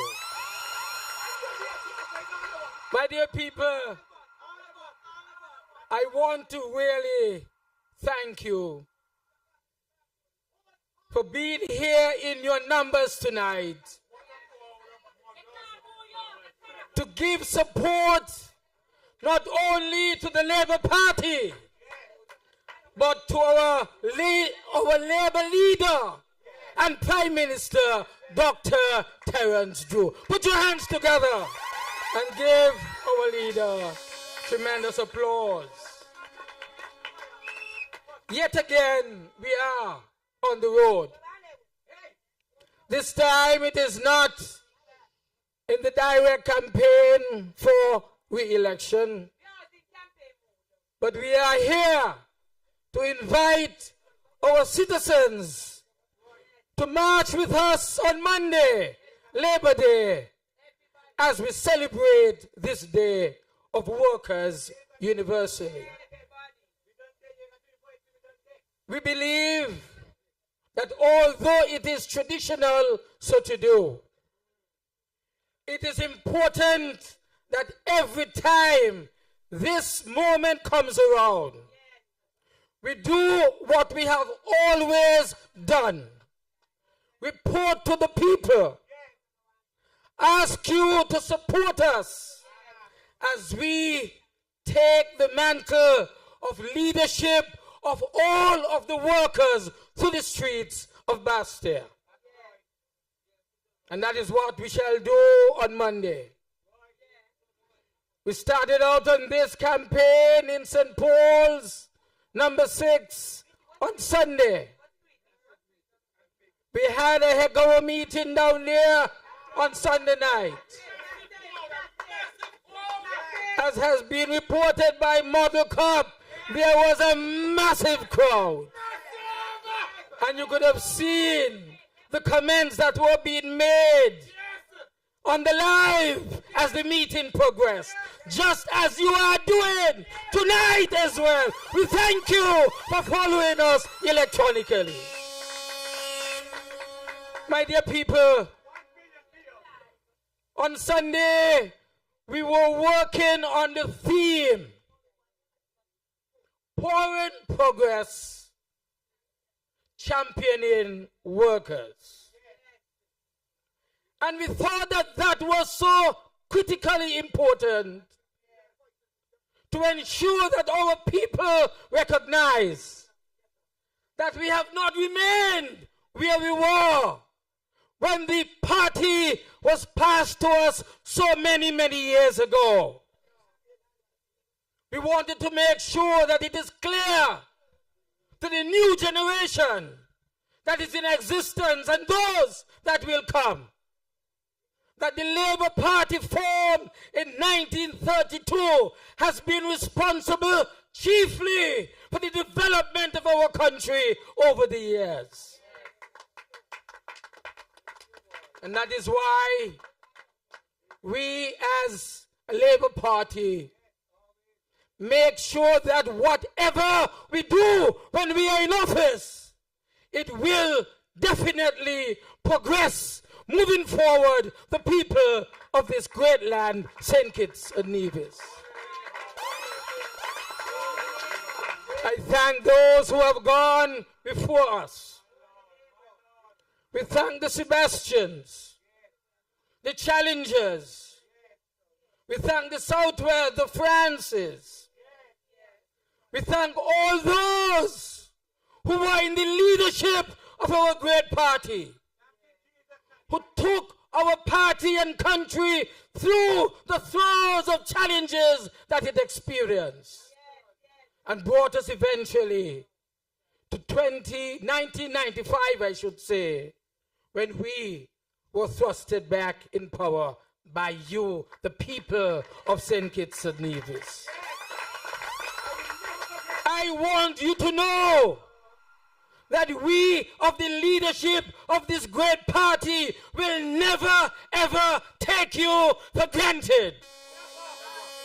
We are grateful for what you have done in providing us with the support to lead this great party, to lead this great nation through the difficulties and the good times that we have experienced. In 1995, when we were again back in office, after taking over the leadership that I had in 1989, we realized that we must not be restless if we are going to change this great nation of ours. We made it sure that if it was possible to do massive demonstration and disrupt the good governance of the country, we will do that to make the point that workers and ordinary people must be respected, must be showed dignity and pride as well. And so, we took the reins of office, and you have seen what we have done from 1989, 1995 to where we are today. It has been generational leadership and support. And today, tonight, how have we progressed? Look at what we were doing in our education system in 1995 and where we are today. Look at where we were before the Labour administration lost office in 1980 And look at where we are today. We have educated our people. We have made sure that the children of workers that did not confine themselves to the cane fields as some of those who are in charge of us would have wished. But we are now in every single high school. At age 11 plus, you move into a high school. No matter where you're living, no matter what you're wearing, no matter who your parents are, we have said that nothing is too good for our children in order to educate themselves. It must never change here in our country. It must remain as it is for the future as well. Today, scholarships are being provided. The children of the ordinary cane field worker, the man who swept the drains, their children are in our hospitals. Their children are the nurses and doctors. Their children are the engineers. They have prepared themselves for the future. And so when this leadership was passed to Dr. Terence Drew, I was certain that we will continue the progress of our great nation. Give Dr. Terence Drew tremendous applause.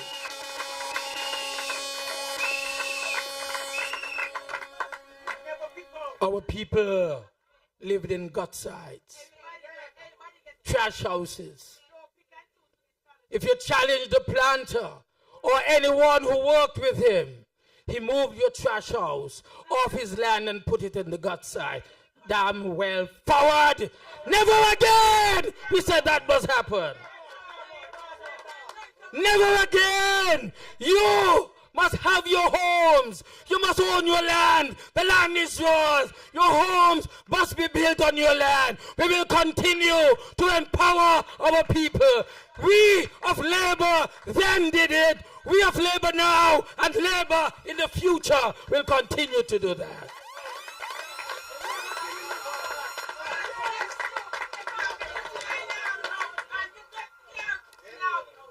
We make sure over the years that we have ensured that you and your children will continue to prosper.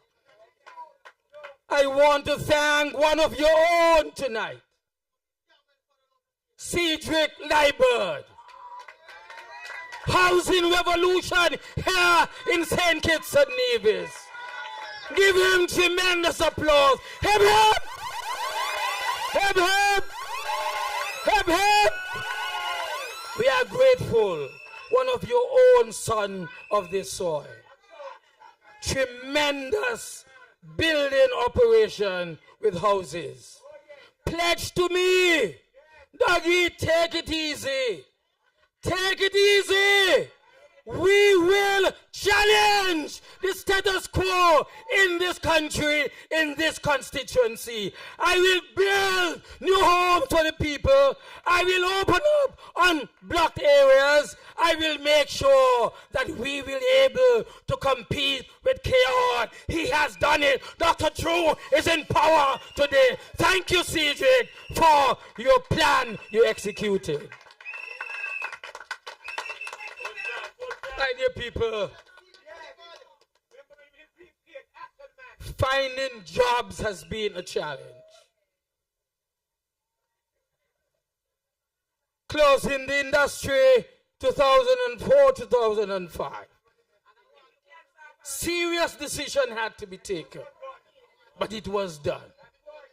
Brought here the massive Marriott Hotel, the largest in the entire Caribbean region. 900 rooms, employing over 900 people. Started the Sugar Industry Diversification Fund, the SIDF, to ensure that contributions from wealthy people abroad would be used to train our women folk, to make sure that we prepare them for the new leadership of the economy, tourism, and hospitality. Today, Marshall is continuing on that program. There is going to be a new hotel. There will be more than one. We've started one last year. We have had challenges.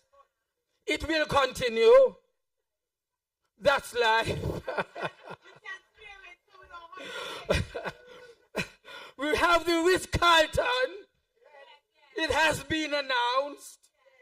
The necessary studies are being done. But I will share with you that I went to India last year, and the Taj Exotica will come right here in St. Kitts-Nevis. That's who we are. We make sure that we progress our country.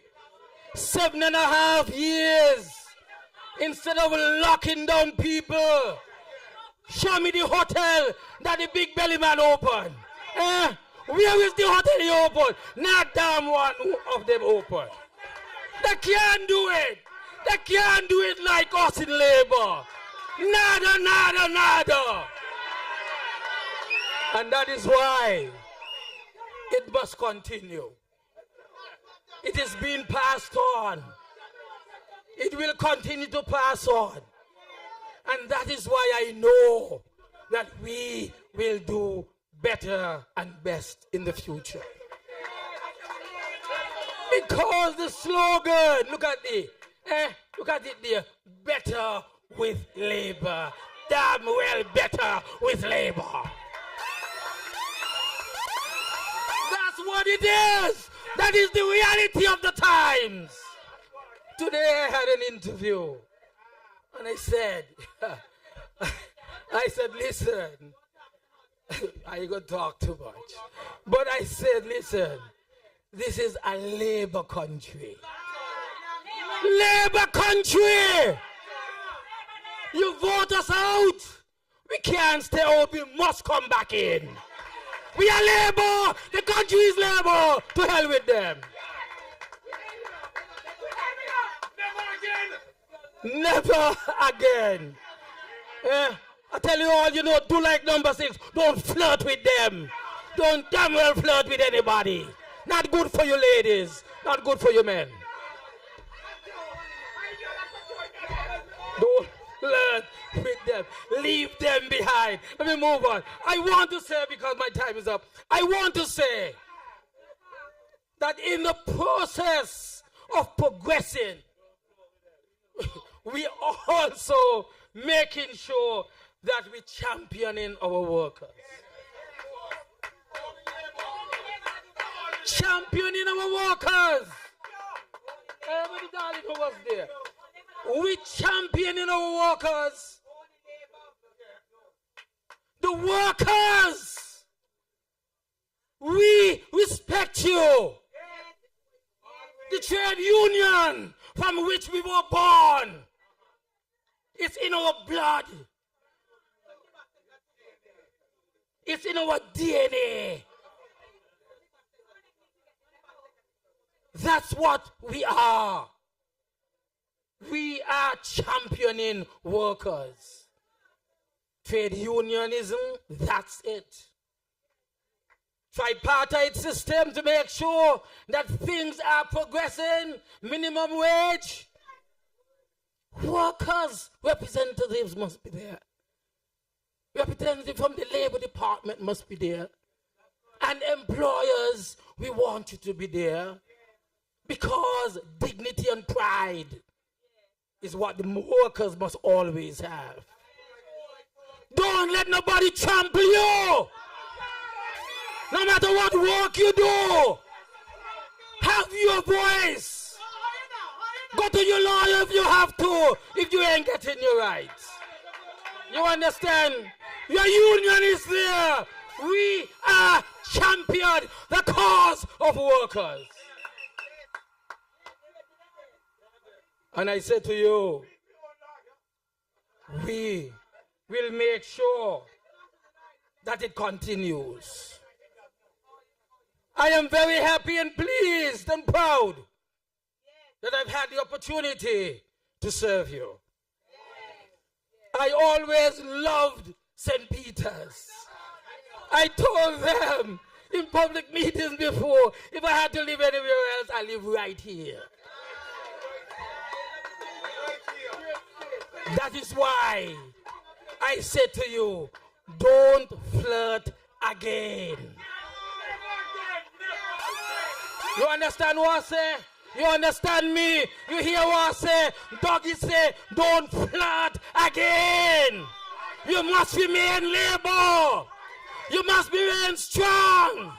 You must forever be able to be part of the history of this country in building it and champion the cause of workers.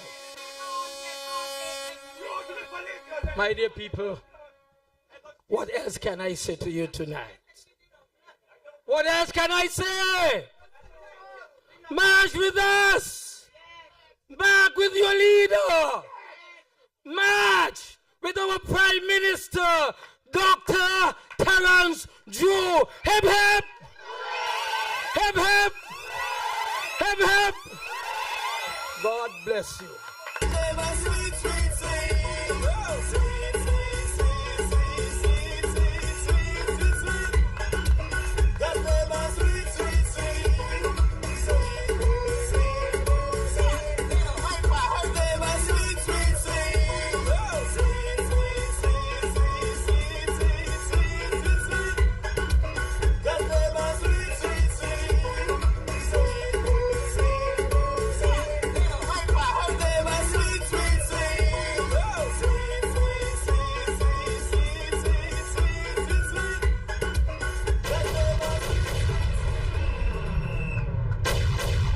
Comrades of Labour, I was looking for my red pen and Kenny went with it.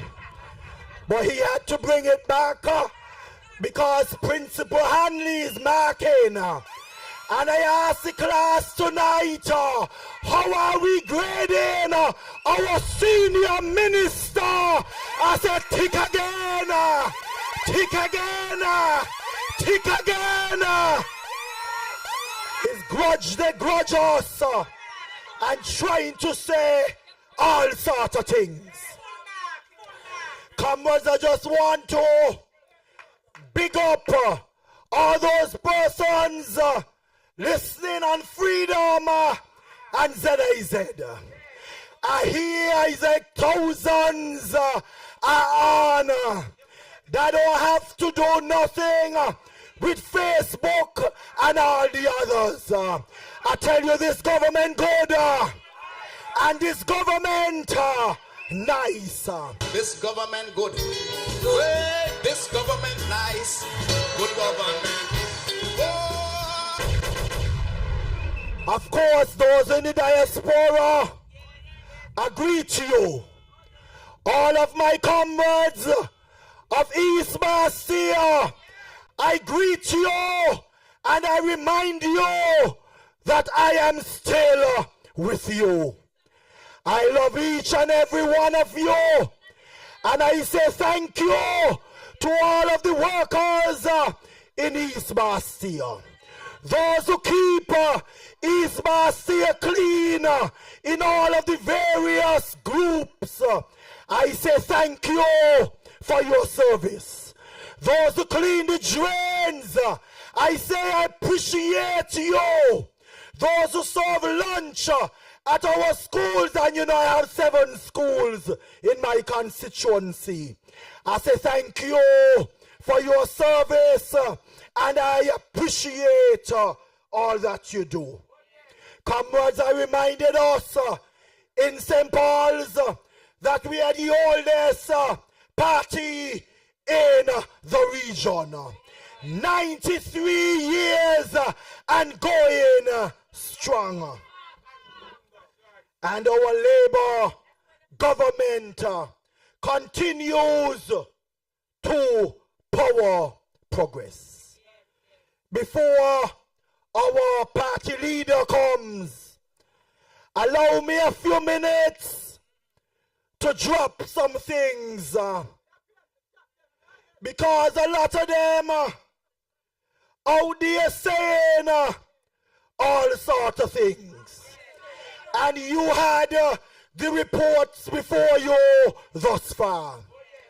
But it's only fair because I'm the Minister of Education to give a short report myself. I've told you time and time again, and I repeated it tonight. Don't ever get distracted. With the entire reports you heard, it is clear to see that in just mere 2.5 years, your government have outdone the former administration. And you must be proud of that. All talk about the pension. I'm not going there other than to say, well done, Captain Drew. Well done, comrade leader. Well done.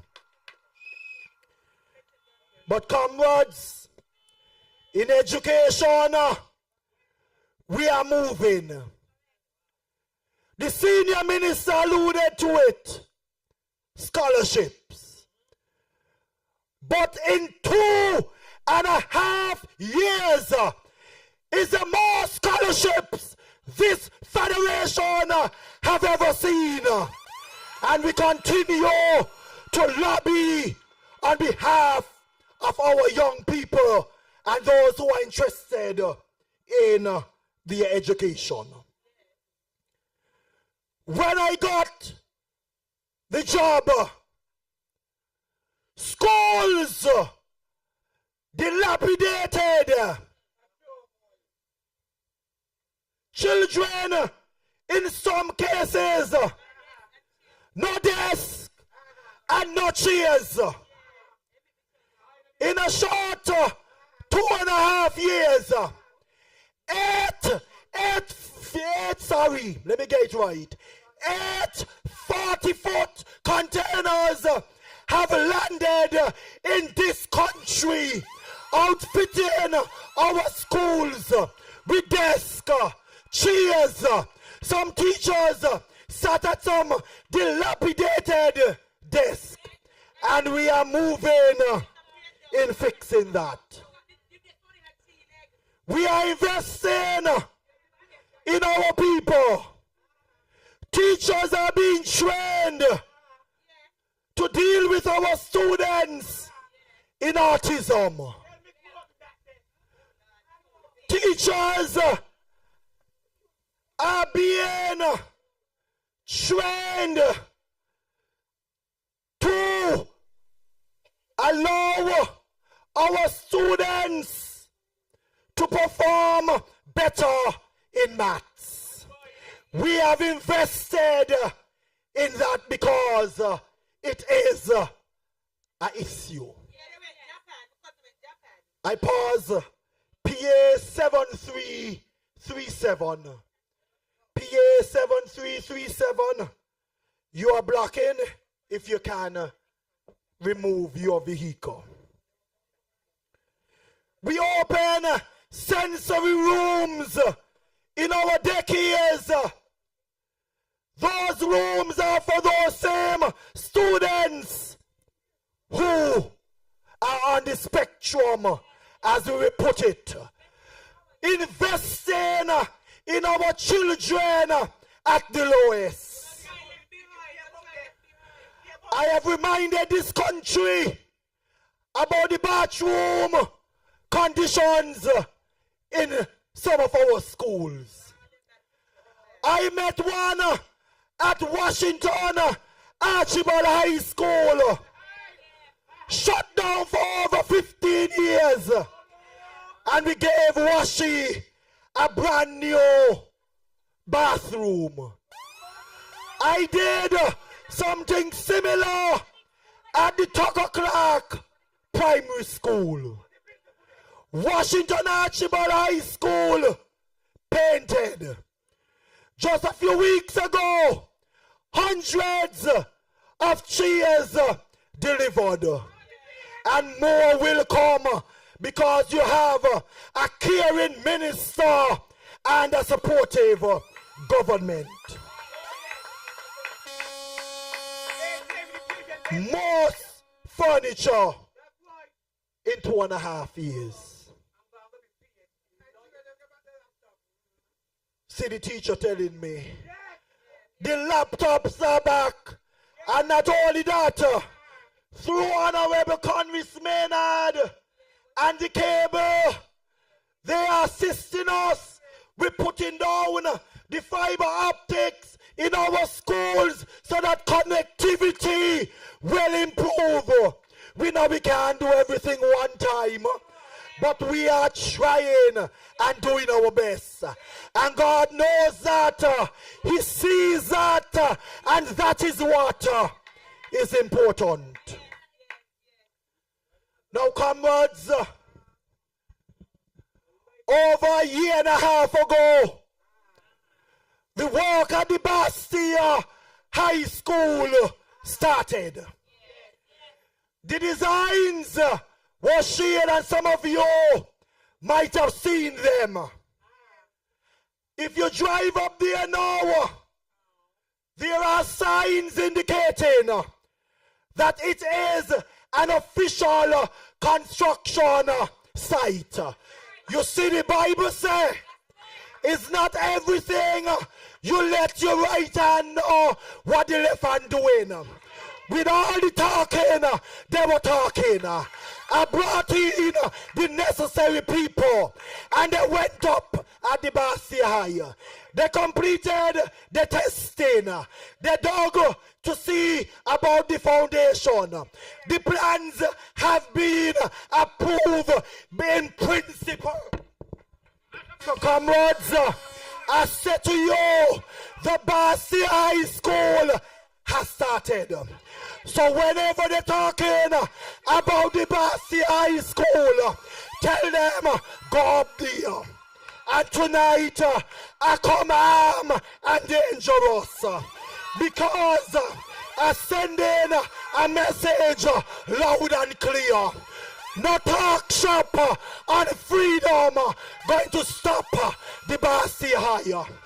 My dear, whatever movie you're trying to invent, I know you got the money to send your 5 grandchildren boarding school, but the ordinary man and woman must get the opportunity to send their children to Bastille High. They say I must behave, but you see I have to deal with that. I'm going to save the rest for Sunday, because they like to say things. We did all that we had to do at the Bastille High School. When we demolished it, Public Works guided us. We dug up all the septic tanks, went down even further than what the experts said. Remove all the dirt and we filled it back, and now the school ready. They're talking about it is evil to build this school. Well, tonight it is more evil for you to support a government that spend $21 million on managing dirt and not a school. When they come to your comrades, defend your government. Defend your government. Comrades of Labour, comrades of Labour. Not only that, but the Joshua Obadiah Primary School started 2 weeks ago. The school burned down under them. They could have done an emergency procurement. They did nothing. And then trying to tell us we need to build this school. Well, they're not going to run no show. We have the plan. So, comrades, I call all of you in East Bastille to come on out on Labor Day. Come on out and support us. All the workers, come on out. you have a government that is powering progress. So in constituency number 2, I said to come out in your numbers with Honorable Marsha Henderson. In constituency number 3, come on out with Congress Maynard. In constituency number 4, I said to you, come on out with Samuel Duggins. And in number 5, Ambassador Kenny Douglas. In number 6, you heard him. He asked you to march with him and to march with us. Come on out and show your support and appreciation for the 36 years of our senior minister. And we are marching with Honorable Ambassador Leon Natta Nelson in number 7. And when the train hook up from one right around to number 8, constituency number 8, I urge you to come on out with our leader. He is doing his best. He is doing an excellent job. The region have their eyes on him. So tonight, I ask all of us to come on out for this entire weekend. And ladies and gentlemen, comrades, it gives me great pleasure to invite a young lady who will introduce our comrade leader. And when I come back, I'll tell you something. But before she come, let me give you the homework assignment. Dr. Joe is the principal of this cabinet. I serve as one of his deputies in our party and deputy prime minister. I say to you tonight, I give you an assignment. I am inviting all of the labor comrades out to our labor PTA meeting on Monday.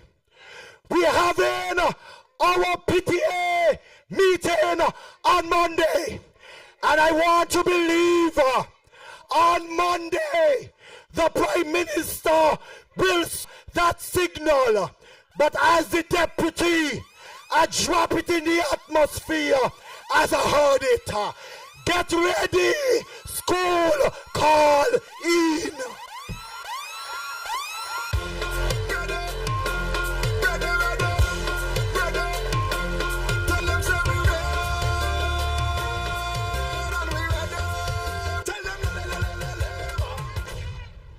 Good evening, comrades of labor. Good evening.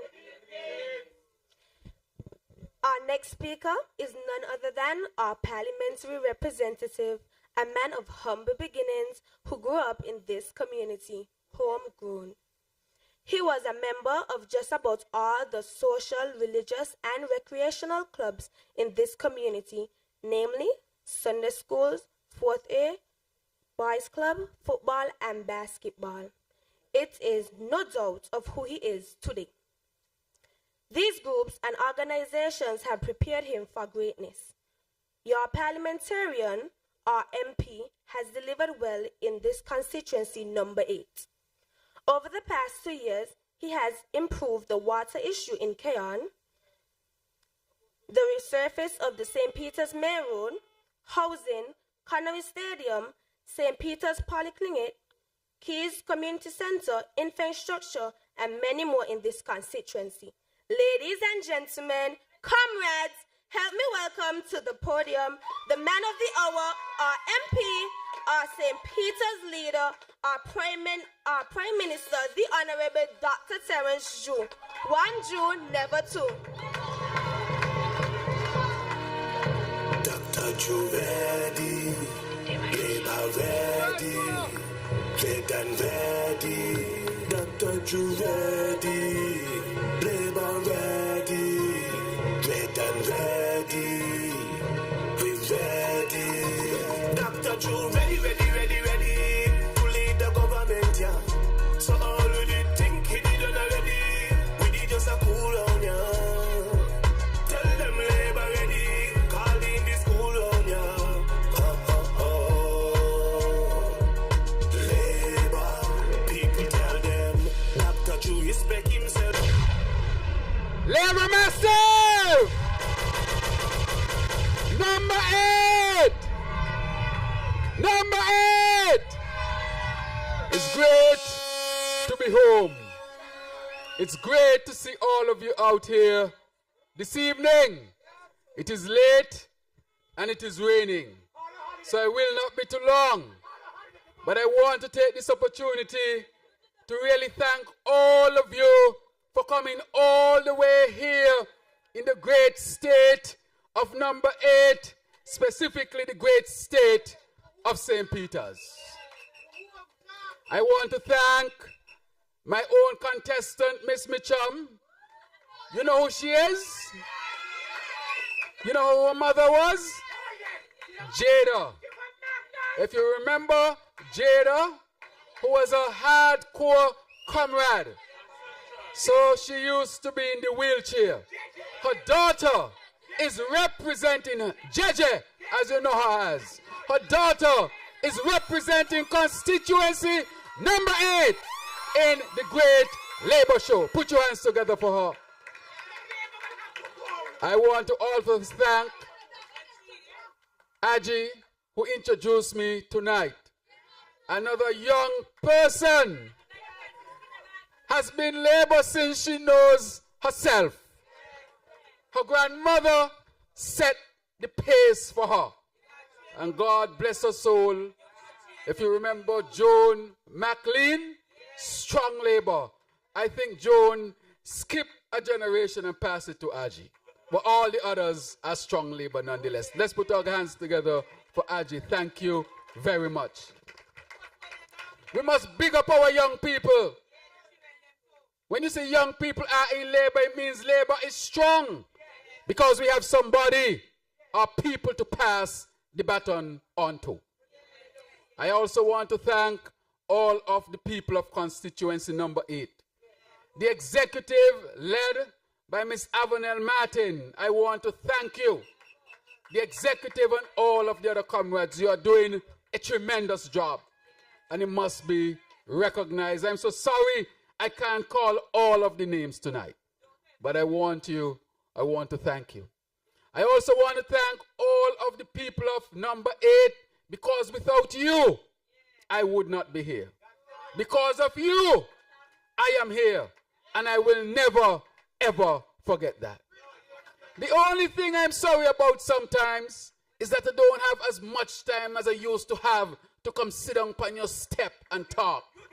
Lord, I want some more time. I wish there were 36 hours in a day. I miss it bad. But I know I got a lot of work to do as the Prime Minister. I also want to thank all of those who support me since I was a child here in the community. I want to thank my own mother who was here tonight. I think she might have gone home. I want to thank, because without this community, I would not be who I am today. I could not have done it alone. I remember my own grandmother. God bless her soul. You got to remember those who built you. I didn't drop out the sky. There were people in this community who were not even family members who added to my upbringing. I want to thank you. This is a loving community, the great state of St. Peter's. This is where my navel string buried, and I will never, ever forget that. I also want to thank, from political perspective, the Honorable Ambassador Cedric R. Liebert. Cedric Liebert contributed. This very area where we are having this meeting tonight, it is because of his contribution and his leadership why we have this development. And this development was one of the first developments in terms of housing that helped to transform the socio-economic condition of the people of St. Peter's. And so let us put our hands together for His Excellency Cedric Liebert and thank him for his service, a tremendous service. He kept the party, he led the party from this constituency perspective. And because of his leadership, back then, I am here today. And therefore, you must never, ever forget those who paved the path for you. And one day, I will pass the baton on to somebody else. And therefore, I want us to always remember our people, our leaders, those who sacrificed in this labor movement from 1932 all the way to now, 90 plus years. They sacrificed to transform this country of ours. This country was transformed in all spheres as a result of the labor movement. Without the labor movement, this country would not be where it is, and we must never, ever forget that. Some of that history was given tonight. That history, I said to your comrades, I said to the citizens, must never, ever be forgotten. The fact that we have education, it is because of labor.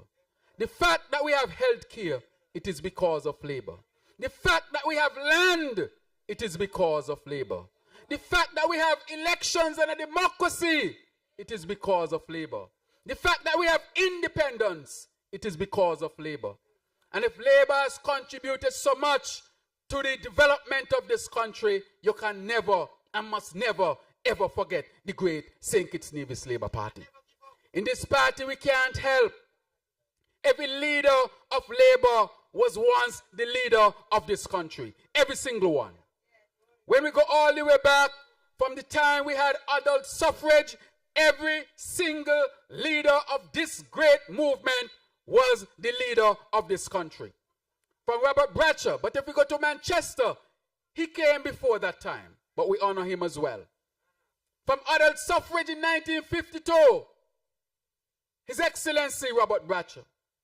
Then for a period when he went to Trinidad, then we had Southwell, Comrade, His Excellency. After him, we had Limor, who was also Premier of St. Kitts-Nevis. After Limor, it was passed on to our senior minister, former Prime Minister, Right Honorable Dr. Denzel Douglas, who was Prime Minister. And then he passed it on, comrades, to me with your blessing, that in 2022, I, as the leader of Labour, became the Prime Minister of St. Kitts-Nevis. There's hardly any other party in this region that can say each of its leaders had the opportunity to lead the country. That is because this party is great. Put your hands together for your great Labour movement and your great Labour Party. I want to say tonight that this party is about workers. It has always been about the people.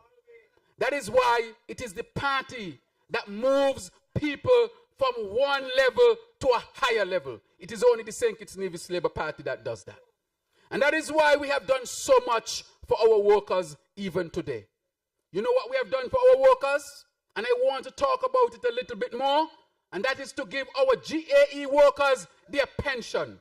Something they had been waiting for many, many years. They were promised. This work started in the last Labour administration, but the work could not have been completed then.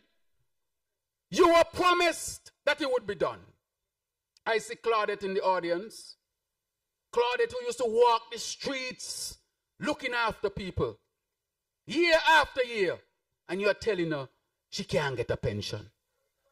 I think of Miss Brown from Keys, who used to work in the health center for years. And when Miss Brown was going home, she said, Lord, all these years of work and no pension. I think about those who don't want to retire, because if they retire, they knew they would not have gotten a pension, so they're holding on with their dear life. Don't send me home, even though the years are becoming more advanced. Pain, heartache, struggles. Because when they retire, they would go home with only 60% of their salary from Social Security, which means they were at risk to retire in poverty. How can you have people working all these years for government and they must retire in poverty? Is that fair? That can't be fair. Not because they are the environmental workers, not because they are sharing food, not because they are your messengers, not because they clean the road and they maintain the verges, not because they are your crossing guards. They have a different role, but their role is not less than anybody else, and therefore they must be treated with the dignity and pride that is bestowed upon them since they were born. And that is why we say in this administration, there is no first-class worker and no second-class worker. A worker is a worker, and all must be treated with dignity. And that is why it was not difficult to discuss with my cabinet colleague and to get the historical perspective from our senior minister, the Honorable Dr. Denzel Douglas, that we put our heads together and we were determined that we must make sure that our GAE workers get their pension so that they can retire with a calm mind and a settled spirit. We say to them that your work is important. And that is why the 7 years that they were fooled, the GAE workers must always turn their back on that administration and on Timothy Harris. He promised them and never delivered it. He fooled them and thought because he fooled them once and maybe he gets you twice, but he ain't get you a third time. And the GAE workers today will never be the same because we passed the legislation. Put your hands together for the GAE workers. And that is why I'm saying to every GAE worker, come out on Monday and march. Put your placard high. Fly your flag. Say, under this good labor administration, I was made whole, and today I have my pension to go home with. It didn't matter if there were unity, PAM, PLP, or nothing at all. This labor administration believes in the dignity of workers. We look after workers. That is why this labor administration must always be respected for the work it's doing on behalf of the people. And so we are extremely proud. Comrades, look at what we have delivered to you in just 2.5 years. What we have done are significant things to make sure that your lives transform. And if I go from minister to minister, you would recognize that they would have achieved something significant. But before I get to them, let me just point out a number of things we have done here in St. Peter's. The St. Peter's people are so much more comfortable. You all remember when the St. Peter's people used to come up on the road? Pothole here, pothole there. Every minute the busman them got to change their shocks and the tires. You drive in, you drop in a hole, you come up. People with back pain got more back pain. Not only the shocks, but back pain was in stock because the road had all kind of potholes. They did the whole Island Main Road around the country and refused to do the St. Peter's Road, saying St. Peter's ain't on the Island Main Road. Well, how your largest community, largest growing community, and the fastest growing community in St. Kitts ain't got a main road. That makes sense? And they refuse to do the St. Peter's Main Road. I asked from the platform, what has St. Peter's people done to you? Tell me, what have we done to you? Why don't we get a road?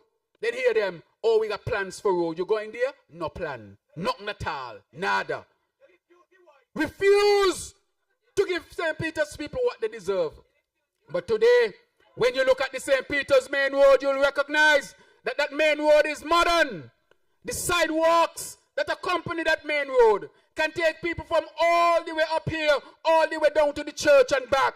So that when people go to church, they don't have to walk in the middle of the road. They are protected by walking on sidewalks. That is what you call development in this community.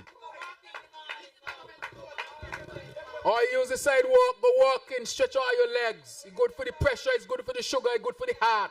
The sidewalks are for you to walk in safety. And the reason why we had to do that, I remember going to school and children used to get knocked down on this road between the school and the other side of the road.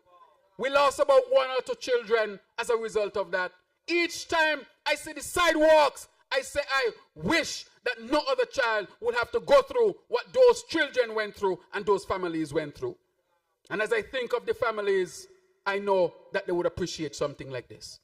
But we did not stop there. We went to the health center. If you had seen the St. Peter's Health Center, you couldn't believe that was a health center. I mean, come on. Some dog houses look better than it.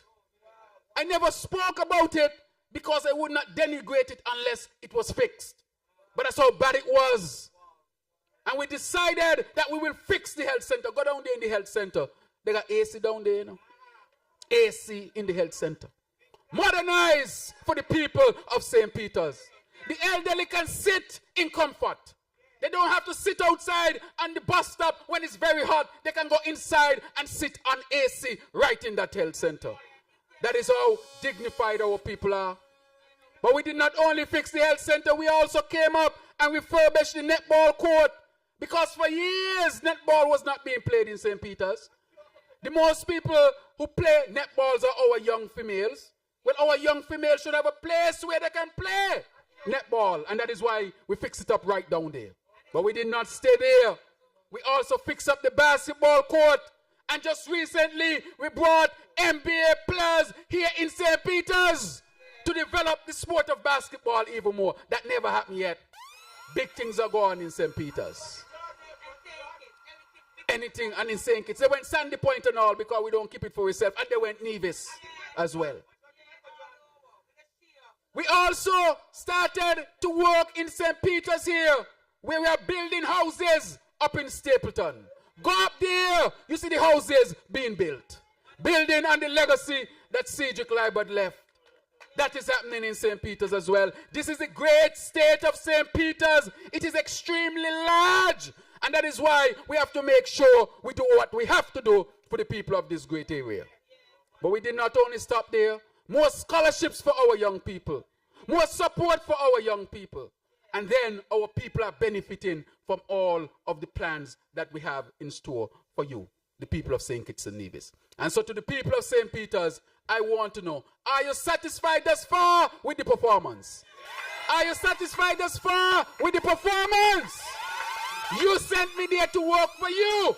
And that is why I am working for you. They say I get up 5 o'clock because they send me there. I got to get up 5 o'clock to work. Man lazy. They say you have to get up, but I call them 5. Because you have to work to make sure that you get the job done. Then we went to Connery. Year after year, they're promising the people of Connery a stadium for the football team. You know what they bring? You all know what Unity bring for the people of Connery? A pontoon. They brought a white pontoon and tell them that's the changing area.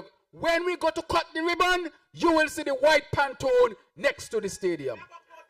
And even though Connery had supported them year after year, they still did not have the respect for the people of Connery to bring them a proper stadium. But Lord, man, how you could fool the people and tell them a pontoon is a stadium? Well, who believed that?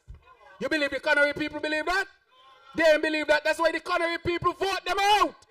And vote in Dr. Joan Labour because they know that Dr. Joan Labour will deliver to them and for them. And we have delivered for the people in Connery. So I invite everybody at 3 p.m. on Saturday to come to Connery Football Stadium, where we will cut the ribbon and say to the people of Connery that Labour has delivered. We also worked on the community center. We also worked on the picket fence. And we are continuing to develop. We have allocated land so far. And we have found land in Connery for the Connery people. So the Connery people, are you pleased thus far with the performance? Are you pleased thus far with the performance? That is a Labour administration. Labour can't help. Labour must deliver for the people. We go to Keys. We fix up your community center. We go over to Keyon, where Keyon had issues with water for many, many years. When I was in Keon, if you all know Enid Wilson is the mother of Claudette Vanterpool. She is a solid laborer. I'm sure you all saw a picture with me and Enid. A humble, elderly lady who is a comrade. She's such a comrade. I go to Enid. Enid, what you want? Dr. Jume want nothing. Look after the young people. Then look after the people. Selfless. Always thinking about the people and not herself. She said to me that it was labor who brought water in that area in Keon up tank. She told me that. She said I had no water at all up there. She said, you see them pipe there? It's labor run them up there. Labor had been working in Keon to help the Keon people for a very long time. And that's the foundation that was left. And if that's the foundation that was left, then it was passed on to me to make sure that we completed the job. And we completed it. And that job was to deliver 24/7 water to the people of Keon. Put your hands together for the people of Keon. Julie is here. Julie fight for she water. 7 years they were in there. And they ain't delivering the water 7.5. When we went over there to look for the water, here what one of them say. The patchman say, I'm going to put my head on a block that they ain't going to find no water. The man praying that when we were drilling for water, that we did not find water. Can you imagine that? But he is not God. I wonder if he don't put his head on the block. He don't put his head on the block? I don't know. But he ain't God. Because while he was hoping that no water was found in Keon, the purest water that was found in the well in Keon. Not one bacteria. All of the electrolytes, mean the salts, were in perfect proportion. The water was as pure as the water that was created on the first day of creation. And that is a fact. That is why we were able to drink the water. The water was pure. It did not need any type of treatment. You were shocked to see the results that came back from Miami. We tested it once. So this water pure, boy. You test it again. Pure. The third time you test it, pure. You say, Lord, this water is pure. Thank God for pure water.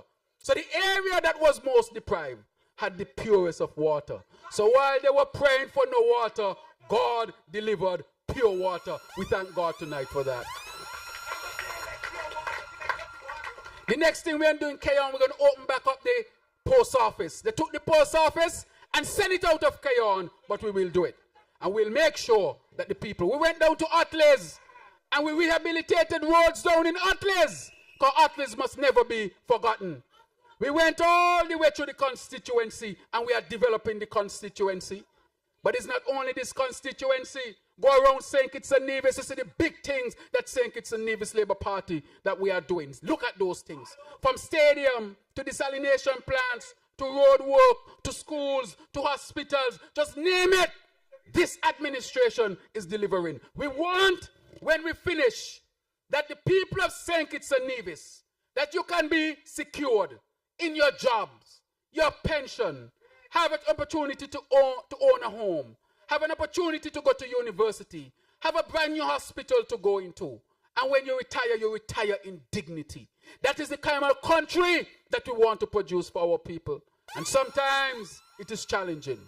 Sometimes you may not see the clear picture because everybody, they might be talking. But what we are doing is laying the foundation. Laying the foundation. And as soon as the foundation, we start to come above the foundation, you start to see the clear picture. And you say, oh, that is what Labour was doing. And so you can see all of the hard work. So the school is going to start. The hospital is going to start. Houses are going to expand. Hotels are on their way. And all these things are for you, the people of St. Kitts-Nevis, from your great St. Kitts-Nevis Labour Party. We know how we do it. Can't stop it. We know how we do it. So I'm going to wrap up now because it's getting late. But I want to say to all of our people and our citizens that this St. Kitts-Nevis Labour Party has delivered to the people of St. Kitts-Nevis. So I ask you tonight to march on Monday. You're coming out to march because this labor movement has delivered to you, the people of St. Kitts-Nevis. In every sphere, we have delivered. In every area, we have delivered. We have not left none out. Everyone in St. Kitts-Nevis has benefited from this great Labour Party. But it's not only the people in St. Kitts who have benefited from this party. The people in Nevis have also benefited from this party. We have procured the funding for the geothermal in Nevis. We have supported the airport expansion and development in Nevis. And we are developing a major other development over there in Nevis. And that is why tonight, I am not just asking people of St. Kitts and Nevis to come out and march because this government has delivered for you. I want to ask the people of Nevis to also march because this administration has worked with the NIA to deliver for the people of Nevis as well. They have delivered. We have delivered on the dividend, they benefited. We have delivered on the minimum wage, they have benefited. We have delivered on the BBW, they have benefited. There's nothing that we have done nationally that the people of Nevis have not benefited from. And I will say tonight that the Nevis Island administration, that the people of Nevis have benefited more from this Labour administration in 2.5 years than the Unity administration of which they were part for 7.5 years. Put your hands together for your great Labour Party. And that is why we say we are about all the people, not just some of the people, because only Labour can move people upward and onward. This is a movement. And so, comrades, it's raining and it's late, and I wrap it up tonight by inviting you to march on Monday. Thank you, comrades. Thank you for coming out. Thank you for your support. Thank you very much. And I want you to march with all of your Labour leaders. From constituency number 1, the Honourable Dr. Jeffrey Hanley. From constituency number 2, the Honourable Marsha Henderson. From constituency number 3, the Honourable Conrad Maynard. From constituency number 4, the Honourable Samuel Duddings. From constituency number 5, His Excellency Ambassador Kenneth Douglas. From constituency number 6, our senior comrade, the Honourable Dr. Denzel Douglas. From constituency number 7, His Excellency Ambassador Leonetta Nelson. And from constituency number 8, from constituency number 8, from constituency number 8, thank you, St. Peter's, thank you, number 8, thank you, comrades, reach home safely, God bless all of you.